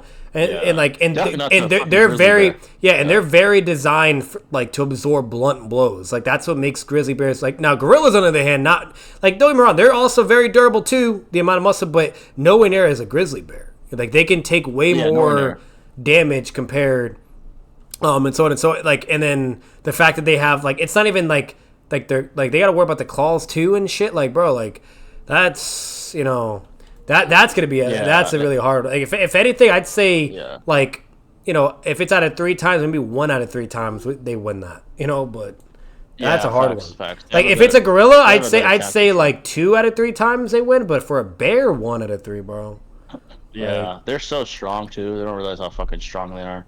Fucking gorillas. Gorillas apparently bite as hard as a lion. Yeah, I saw that. They bite really hard. Is there an animal that can beat 100 humans mid to low diff? Probably humans? Well, an elephant? An elephant? I don't think. The best we could do is like go on its side and try to push it over or something. Like, that's all we could do. If you kick it and shit, it's not gonna do a damn thing to it. We'd have to like stampede it, like fucking to go on its side, use like 20 people on each side to try and knock it. Even that might not work. Mid to low diff, that could like slaughter 100 humans. If it's like mid to, I would say probably a killer whale in water. We're not doing shit. We're fucked. It would have to be like a swimming animal. Like if it's an animal on ground, the biggest animal the biggest animal in the world is an elephant. That's like the only. And I just googled that. It said 100 humans could potentially overpower an elephant. So like you guys underestimate 100 humans, bro. Like so. Yeah, that's a lot of fucking people. It's a lot of fucking people. I don't think there's any animal on land. Like guys, there's a reason why. Like if you had 1 million humans all together, and if they all clapped at the same time, you don't even want to know what the fuck would happen. Bro, I'm telling you guys underestimate how the math works and physics and just the amount of people being there doing the same force at the exact same time. Like you're doing some superhuman type shit, So that's insane. 3-way signing deadlock battle: Wolverine versus Honey Badger versus Pitbull. The Pitbull will probably lose because of the sheer fact that Honey Badgers are insane. They're insane, bro. Honey Badgers fuck up snakes and shit. Don't they kill fucking lions and alligators too? Like yeah, they can fuck with large land animals. I'd say probably the Honey Badger. Yeah. On top. I think it's larger than a Wolverine. I might be wrong, but I'm pretty sure. Pitbull, all it has is its mouth. If it gets like sliced by the fucking Honey Badger's claws, it's fucked. That's the problem. Yeah. It has quite the bites. Bro, they can kill large animals like lions and buffaloes. Yeah, fuck no, we're not beating that. Honey Badger's winning that That's shit. insane. Yeah, bro. They're scrappy as hell, dude. Yeah. No. The honey badger would win that shit, man. They're so durable. Yeah, they're so very durable. Their claws, They actually have raw durability. Like, and yeah, raw if they could durability. take down fucking lions and shit like that, no, yeah, come on, bro. Aggression. Their aggression's insane. I mean, like, they're relentless. They won't stop until you're not moving. So Facts. probably the honey badger. Yeah. But yeah, folks, about 10 more minutes. We'll give you a chance to drop another donut to extend the pod. If not, we'll end it there. I will say this though, like for W- the elephant thing though, like it could potentially win mid diff, but not low diff. Mid diff for sure. Yeah, low is insane. It's like that means it's like slaughter. The only thing that's doing low diff would be an animal in water, but it would have to be a killer whale. Yeah, it'd have to be a killer whale. Like a fucking whale, a blue whale that's so big that we just can't touch it and it would swallow all of us whole. Like it's the only thing. Like, it's fucking crazy. Yeah. In all honesty, an elephant might even not even be mid diff. That probably might be high diff. It'd be hard to stampede 100 people. Because that's because I googled it. It said no. If they do it right, they could overpower the elephant and knock it down and just go from there. You know. Yeah, like imagine there's even a possibility. Let's say it puts its foot up and tries to stomp, and there's like 10 people under it. They might even stop it. Yeah, like I'll say that like me and Jay are not denying that there wouldn't be significant casualties. No, a lot of fucking people are dying. You know what I mean? But they would overpower it. Like even Google, like I'm looking at all the science behind it, whatever. Like yeah, they fucking again 100 humans. That's a lot of power. It's a lot of power, dude. Yeah, a lot of power. Komodo dragon and honey badger versus you guys in Shinobi. Komodo dragons are fucking big. They're fucking like huge. They're like 200 pounds, and the honey badgers is scrappy. Yeah, and one bite from a fucking Komodo dragon, not only is it venomous, but does crazy damage. Crazy damage. Yeah, you know how fragile we are. Like, I'm sorry, but I'm gonna be real with you. I don't think me and Jane should have been beating a Komodo dragon. Yeah. We'd have the Komodo dragon like avoiding its bite while trying to not get sliced by the honey badger. Exactly. Like I'll say this, like if it's one of those creatures against us three, we would have to like charge it exactly at the same time and hope to God we can like suffocate it or break its neck or something. Yeah. But if one of us fucks up, we're all going down. We're all going down. Yeah. And a honey badger, we're not beating a honey badger. Komodo dragons, they're fragile though. There's only so much like they can take. A honey badger, they're extremely durable. Not even a lion can kill them. Yeah, like as soon as we grab it, it'll be biting, clawing. Yeah, no matter what we do, we're not beating a honey badger because of how durable they are. It's ridiculous. They're so hard to. It would be for us to beat it. It'd be if it's possible, it'd be extremely high diff. Yeah, extremely, yeah. And the Komodo dragon, it's restricted because it's a reptile. It can't move its fucking neck really well. Yeah, and you just have to get behind it and like, yeah. And it's not that durable. Like it's durable to an extent, but nowhere near as a honey badger. Nowhere near. Yeah, it's a lizard. It's a fucking lizard, bro. Like yeah. Let's say we flip it over and we start stopping it, it's cooked. Oh yeah, it's cooked. Yeah, it's cooked. Yeah, we'd stomp it to death. It'd hurt. It'd start fucking dying. Honey badger is just too scrappy. Yeah, no, they're too fast, too scrappy, like too durable. Yeah, it's slice up. It would be very, very high diff if we were to. You would need a shit ton of humans to take down a honey badger. That's what you would need. And mind you, a lot of people would fucking die in the process still too. Yeah, those things are fucking tough as hell, man. Like the fact that they can take down lions and crocodiles and all this other shit, that's insane. It's insane. Yeah, that means their AP must be insane. Yeah, their AP is crazy, dude. Like slicing, fucking making you bleed out, fucking crazy. Literally. Yeah, that's peak. That's peak like durability.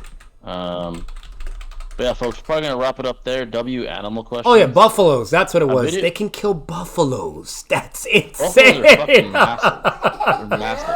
Like they weigh like 3,000 pounds. It's fucking crazy, dude. That's insane. Buffalo's insane. That thing's huge. That's AP right there. Yeah, no, we're cooked. We're fucking cooked. Dude. That's crazy. Buffalo is insane. Like, yeah, man. If it can take down a fucking buffalo, we're cooked, man. This is a fact. Like, what the hell is that? But W questions. Maybe I'll do mine because I've seen multiple people. Oh shit. $2. All right, two more minutes. Thanks to Blue Raspberry. Appreciate that, bro. They trying to. I was about to end it too. They said overtime. Overtime. I lost money on betting on Barboza to beat Tio. Oh. Oh, the fight. So Yeah. that was by the way, that was probably the only fight of the night that was good. Yeah. Teofimo Lopez is a really good fighter. I had him winning. I could see how you could bet on Barboza, and you know the ratio for return on investment was good, but Teofimo's really good, man. Thanks. He's one of the better fighters. Yeah, he's a really good fighter. But yeah, we were about to end it, but shout out to Raspberry. 2 more minutes. Appreciate that, bro. Let's get it here. Put that on the screen real quick. Appreciate the $2. Oh shit, is that the wrong one? Second, folks. Just everybody know. Just remember, Caucasus fodder. Toby Rama is above signing only. You know, what's it called? Itachi is the ore god, unfortunately. Facts. What's it called? Speaking of tier lists, I saw 6 post like debate tier lists, like how difficult it would be for him to beat certain YouTubers. Yeah. And I think he had at the very top, like the people he would have the hardest time with was Troy and Seth, which isn't surprising. He put Seth up there, and then people he'd stomp. He put like that has to be like past friendship, like hype type. I feel like comprehension because I'm sorry, but because ever since like how Seth tried to like defend and like how all that was some low tier logic, like that was horrible, like irrational, just like it was horrible. It was bad. Like I don't know, like seeing the Keemstar performance from Seth. Like it's really hard for me to really be like, oh yeah, Seth is like, you know, because I always hear the lore behind him, or like he was this god debater, or all this shit, whatever, blah blah. But the only thing I've seen is the Keemstar thing, so it's like it's really hard for me to like, you know, to get to that. But I don't know, maybe it is, but I don't know. I'm just saying that was really bad, bro. That was very bad. From what I've gathered, he's not as good as people thought he was. Seth is not as good as that's what I'm people saying. Thought he was. Like I think it's a lot of hype. I think it's a lot of hype. Hype, lore, and like or expecting, or disrespect, really. Yeah. I've never really seen him debate anyone that good. But who else did he have on the top? He had at the very top. It was Troy and Seth. Those were. See, I've never seen Troy debate, so I can't really. I haven't seen enough of Troy. Honestly, me and you could always react to it. And find a Troy debating, but I've never seen him debate. I think me and Shinobi reacted to one, but he was like not serious. He was like playing around. Oh, so yeah, that's what I'm saying. Yeah. And it was like a guy that was not to be mean. The guy was ass, so he like beat him, but it was like, oh, okay. He was like just like trolling. So I have it right here. Let me put it on the screen, folks, so you guys can see it real quick. Oh, $2 from Raspberry. I appreciate that, brother. Another 2 minutes. Did you give your thoughts of the tariffs? Oh, I haven't. So I'll say this about the tariffs. From my perspective, the reason why Trump has been so adamant on the tariffs is compromising power. Yeah. He wants to establish the fact, or at least give off the impression that the U.S. is still the most powerful country in the world, and that if you don't compromise economically or financially with the U.S., you will lose. And to be fair, multiple countries have at least compromised very early on. Canada, from my understanding, correct me if I'm wrong. Canada, Mexico. I believe there's a couple other countries, perhaps in Europe. The only one, and it's not surprising that hasn't, is China, because China is another superpower in modern civilization. They're the most stubborn because they're the most powerful. Right? They have the most compromising power amongst our foreign, I guess, nations. So to me, it's compromise is really why Trump is pushing the tariffs so hard. Is it going to affect us negatively, or could these tariffs affect us negatively with prices rising? Yes. Only time can tell, Like only time can tell. Yeah, only time can tell. I would say so far it's not completely negative. He's found compromise with nations already that are weaker than us financially and economically. Nice. China, I'm not surprised at all. China is going to be stubborn because of how powerful they are. Yeah. So it's not surprising whatsoever. In the end, I think he's not trying to be some sort of asshole tyrant or like some. He just wants things to be fair. Like he's tired of us being leached and taken advantage of. Exactly. That's what it is. It's that we were leached off so greatly during Biden's administration. Look at Ukraine. How much money we sent to them, even compared to our own like people. Insane amounts of money. Like, Man. bro, Insane. a really easy analogy to make this so easy to understand. It's like, remember when Hashirama was like trying to give all the fucking Biju away and like do all this insane political shit to satisfy the other nations, and then Tobirama's like, oh fuck no, we're not doing what you just said. We're gonna do this way. It's equal and this and that, and everybody's happy, but we're not doing what the fuck you just said. Like that's what every president has been doing. We just been letting the countries do whatever the fuck they want. And just getting so.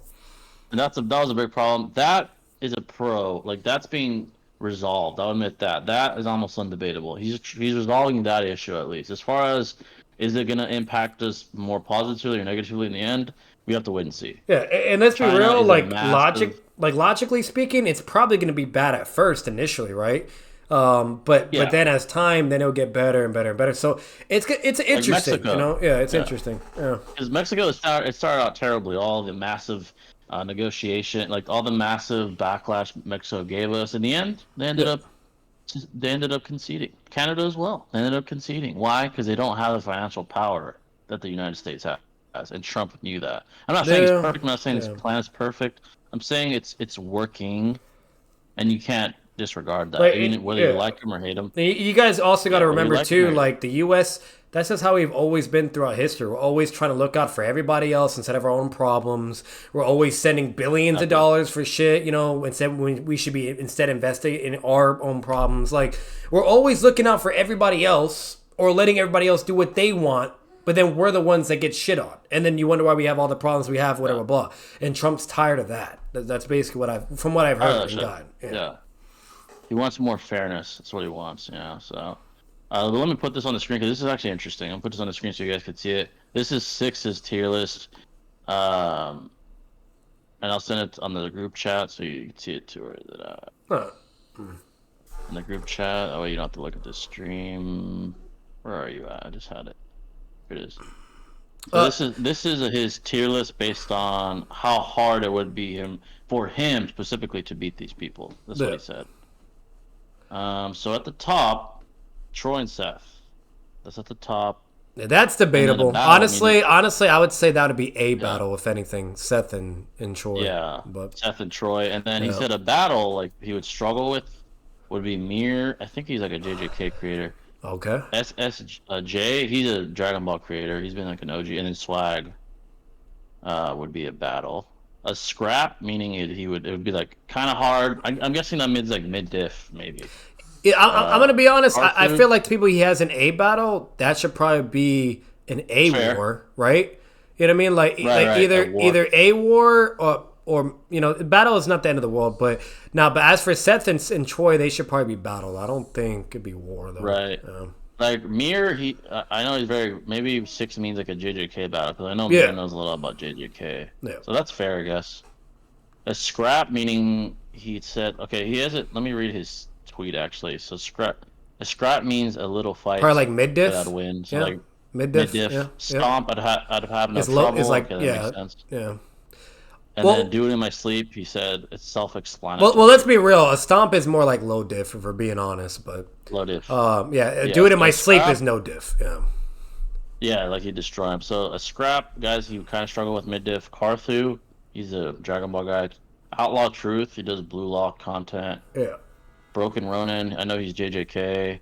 I don't know who these guys are. Sage is thick calves. Okay. I'm gonna correct this really quick. Noodles is definitely a stomp. That would be low diff. It's not gonna be a mid diff. I'm sorry. That's too much. He's glazing that shit. And then Molum, I have talked and debated to that person in particular myself. Shitted on him.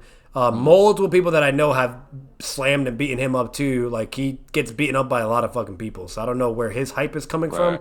But other than that, and then mind you, when I say that, like that was from like majority vote, like everybody deciding who actually won it, or from a judge's verdict. I'm not just saying that to say that. Yeah. So Molum, I disagree with that. He should be an A stomp.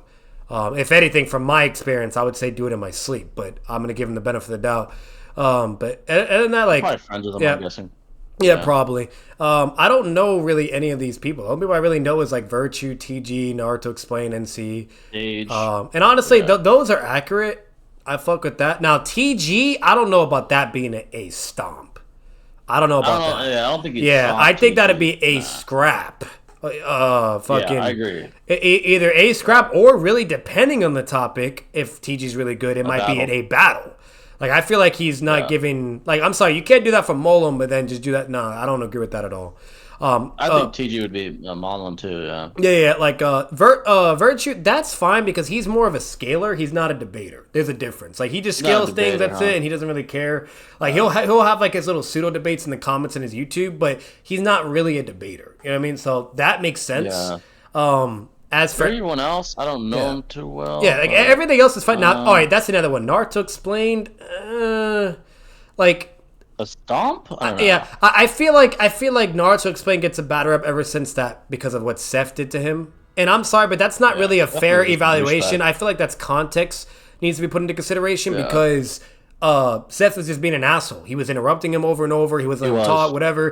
That was his first time ever getting into the debating territory, et cetera, et cetera. Now with how like knowledgeable he is and everything he knows, whatever, I feel like he'd be a lot better improving his arguments or scaling, et cetera. Like I've seen him even like go against people on Twitter. And from what I've seen, like, you know what I mean? Like, so I feel like he should also be higher, either scrap or battle. But I agree with that too. Yeah. Now NC Hammer, that I'm sorry, but that's true. Like I'm sorry, that's but true. He would stop. Yeah. He would stop. And then Daigo Knight, see, that's a hit and miss. I feel like he should at least put him in Stomp, not do it in my sleep, because if the topic is right, I feel like Daigo Knight could do decent enough. But if it's like, if it's like one of his Boruto takes or like something insane that he'd be saying, like whether if it's shock value or just him truly believing in it, even though it's easily debunkable, then I would agree do it in my sleep. But I feel like it depends on the topic. So, I that's agree just with me. that. So, Bullet, I don't know if he'd stomp Bullet. Bullet's okay, debater. Yeah, he's okay. But, either a scrap or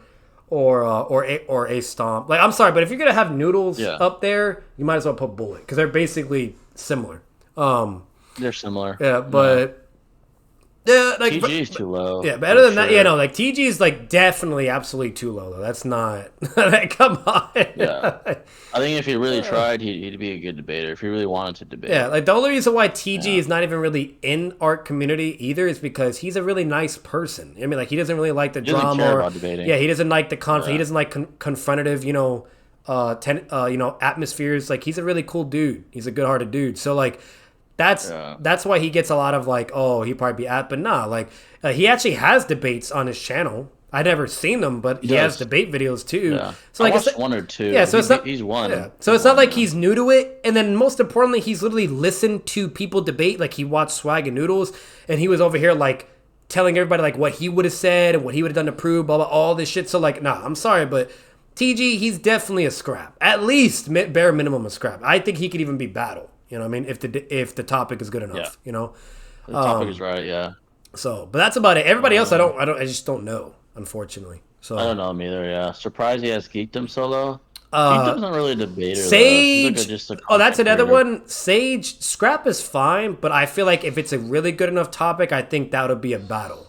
With Sage. If anything, maybe even a fucking war, because there's some shit that Sage, he just knows a lot. That's the thing. Like Sage, he has very, he really knows. Like when I say like he knows, like he fucking all the like everything. He's looked at all. He has all that shit ready to go. Like he has it literally ready to go and has all that shit. Like so knowledge wise, like that's pretty big for him. And then two, like he's not stupid. You know what I mean? Like he's a very smart dude. No, you're not at all. And he actually has been in the trenches. I've seen him in like it's a couple times when I was around, but I've seen him like do things on Discord and talk with either randoms or people that are known the whole nine, right? So I feel like Sage should also either be higher, depending if the topic's right, but scrap at least be battle. Yeah, that's what I'm saying. Like battle. I would say battle. I don't think he belongs in scrap. If I'm being honest. Yeah, he's too low. Yeah. TG should be scrap. Sage should be battle. Yeah. Agree. Yep. Yeah, Noodles should be stomped because he's ass. Fuck Noodles. He's a bitch. You want to know why? You want to know why Noodles is somehow not mid diff and he's low diff? It's because he still has the same brain dead takes that are so easily debunkable. That's why. It's just pure egotistical, delusional takes, and that's why. That's why a lot, even someone that's not even known could beat up Noodles basically because he's advocating for a losing stance and in the worst ways possible that are easily debunkable. That's the problem. Yeah, he like far overestimates his ability. He's not that good. Yeah. It really isn't. I do have a video in my watch later where it's Bullet against Noodles. Eventually, I'm going to watch that. It's a Naruto topic. Oh shit. So I am curious to see who actually wins that. But and I'm going to be real with you. Probably Bullet, is more likely to win. Or if Noodles is riding good enough, whatever, then maybe Noodles. But we'll see. Maybe Noodles. But yeah, other than that, like this is it's a fine list. But yeah, definitely Sage should be higher. TG should be higher. Naruto Explain should be higher. Those ones I just don't agree with that. Yeah. And also Anime Balls Deep. I don't know about that either. Like I've seen some of his things. Sleep? I don't know about that. Yeah, that's crazy. That's crazy. Yeah.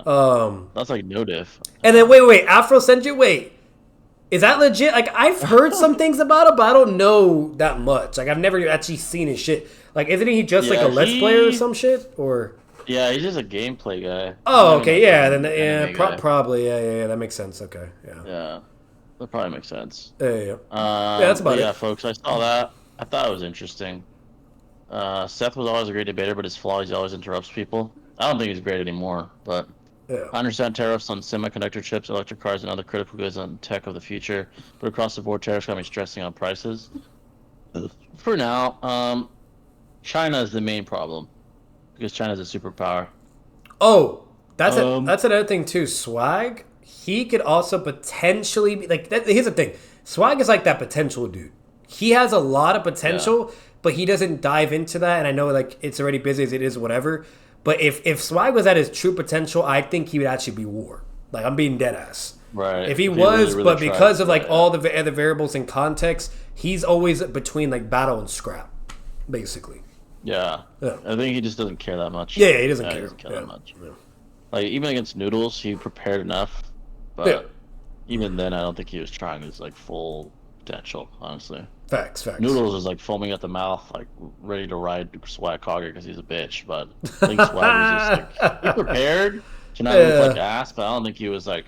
Noodles was like sweating, like his fat ass was like his armpits were sweating while he was preparing for that shit. That's hilarious. Like, the whole lard ass was sweating. Disgusting. Fat ass. What the fuck? Fucking disgusts me. Wait, speaking of him, it's getting closer and closer time wise.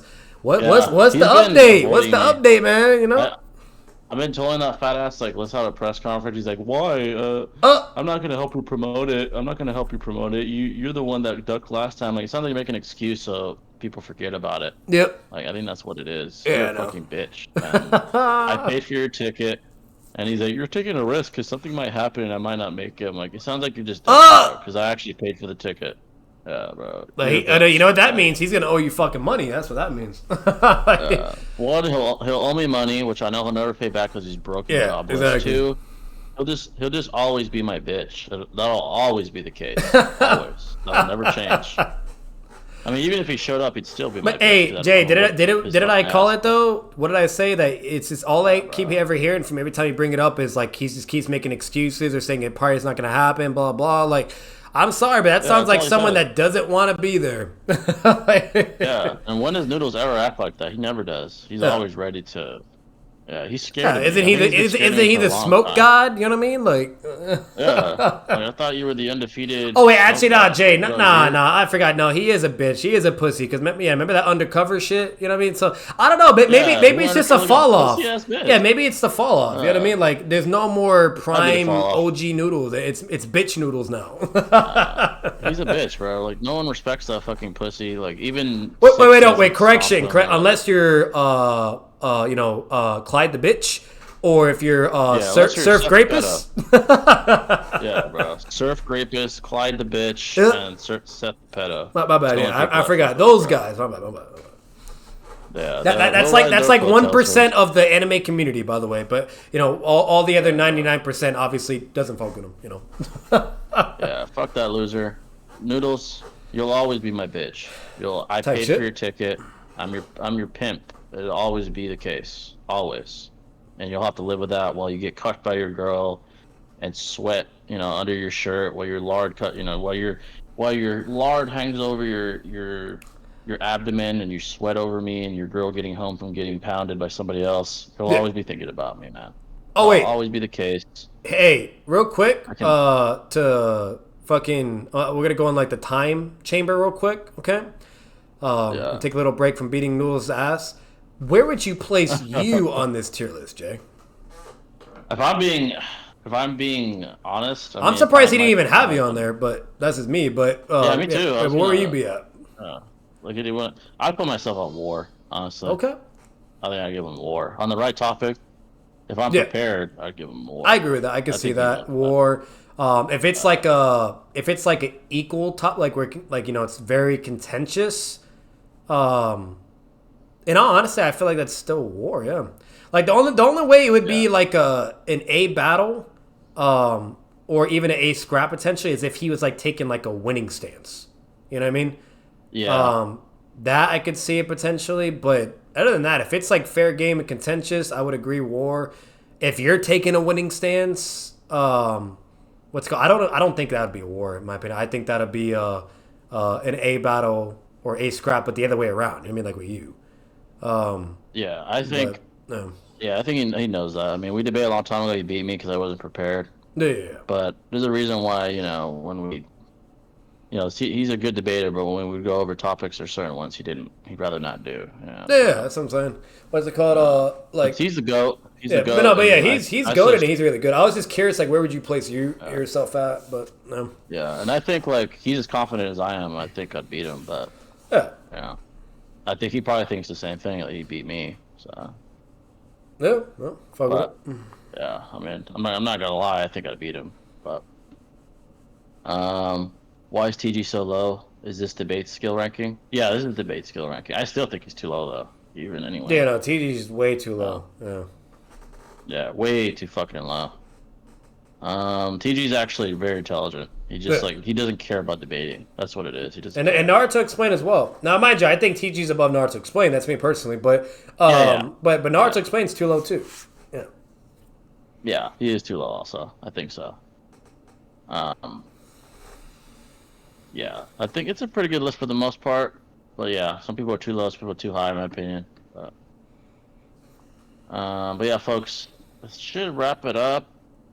I think Six did another one where he's actually ranking YouTubers alone, That's pretty cool. like Nice. as YouTubers.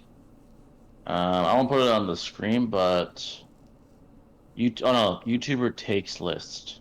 Oh, So okay. like as far as their takes. Oh, we know damn yeah, well the Noodles top in the tier- bottom. Yeah, he did put Noodles on the bottom. Bad takes, he has Noodles, NC Hammer, Bullet, Daigo, Anime Balls Deep, which is kind of surprising because I like Anime Balls Deep. Yeah, same. Yeah. Yeah, totally not Mark, which I don't understand because he doesn't do takes really. He just like narrates. Yeah. Yeah, so that makes sense. Average takes, I don't know any of these people besides Geekdom. Good takes, Thunder God, Crisis is really good. Naruto Explained. Great takes, Virtue, Sage. Yeah. I don't know the rest. I don't know the You rest. know what of it these sounds people. like to me? It sounds like this man's like in his he's in his smoke arc right now. I think he's wanting to smoke with I something. know, what the fuck? He doesn't have me. He doesn't have me on any of these lists, by the way. So you'd rather not put me on it, apparently. I'm like, rank me, bud. W Fear Hack type shit. Fuck it. I won't take it personal. He puts me low. I don't give a fuck. You got Noodles on this list, and I know most of us don't like that fucktard. So, but he doesn't have me on. No, bro, That's fine, bro, though. he has Molem. Molem's not even a content creator. He's just a fucking. He's a some Discord fucking dude. He's on Discord. That's it. Yeah.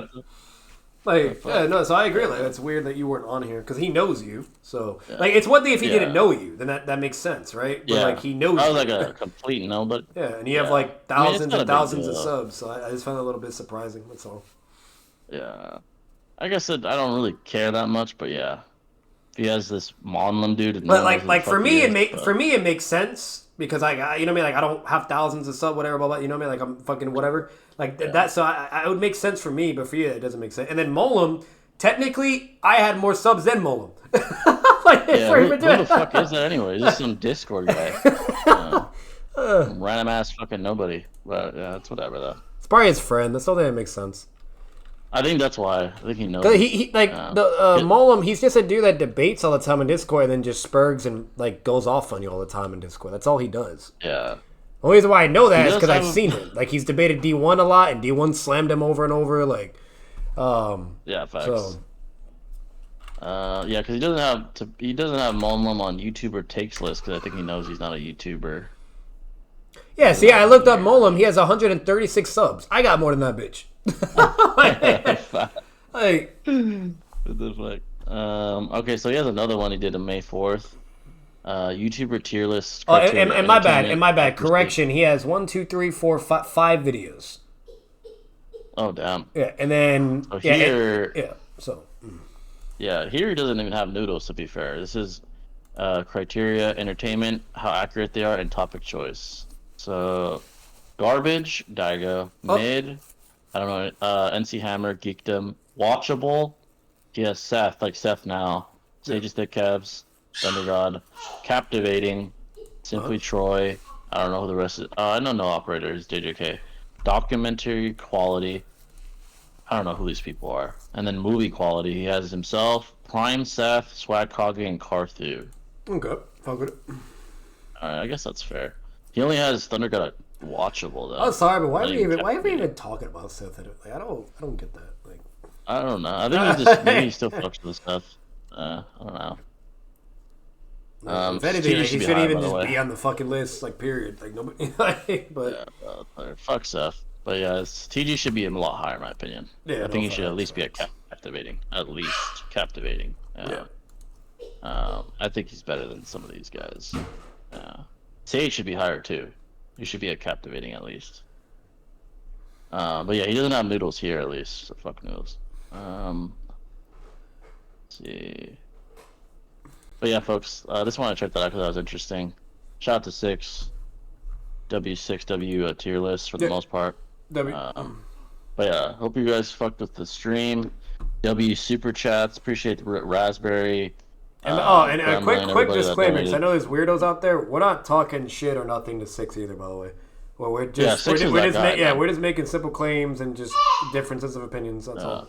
So it's all opinionated anyway. Yeah. Six is that guy. I mean, he's that guy in the community.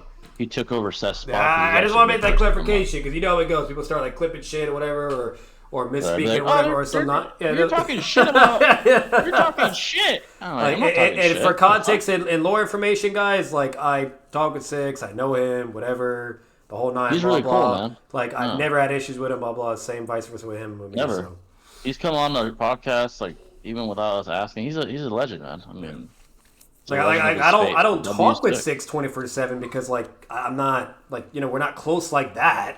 But if there's ever some moments I'm trying to reach out to him, whether if it's for something or just even something funny, whatever the fucking case may be, like fucking that's all it basically is. Like I think the last time I talked with him was like it was like something to do with Swag, and I was like, bro, it'd be fucking hilarious if like Swag debated this particular person, and Six is like I was thinking the same thing, laugh my ass off. So again, it's just shit like that.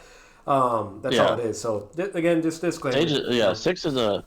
He's a W. Six is a major W. Yeah, he's a major W. Always has been.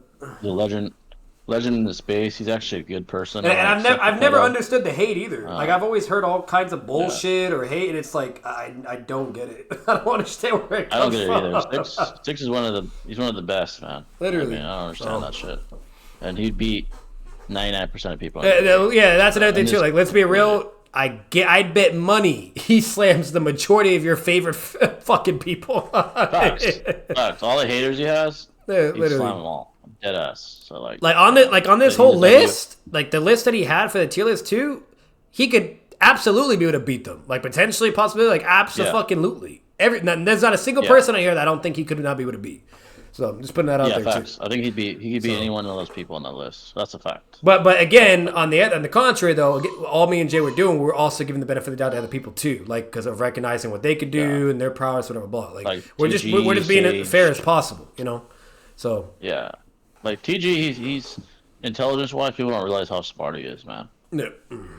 He's very intelligent. I think very underrated. Very debates, underrated. Very underrated. Like his debate skill, I think if he really tried, it would be elite, man. Yeah, like Sage and fucking and TG, like I feel like they're very underrated. I know like there's a good amount of people that say otherwise. They always talk shit about. I know honestly, I think it's just mainly just jealousy and envy.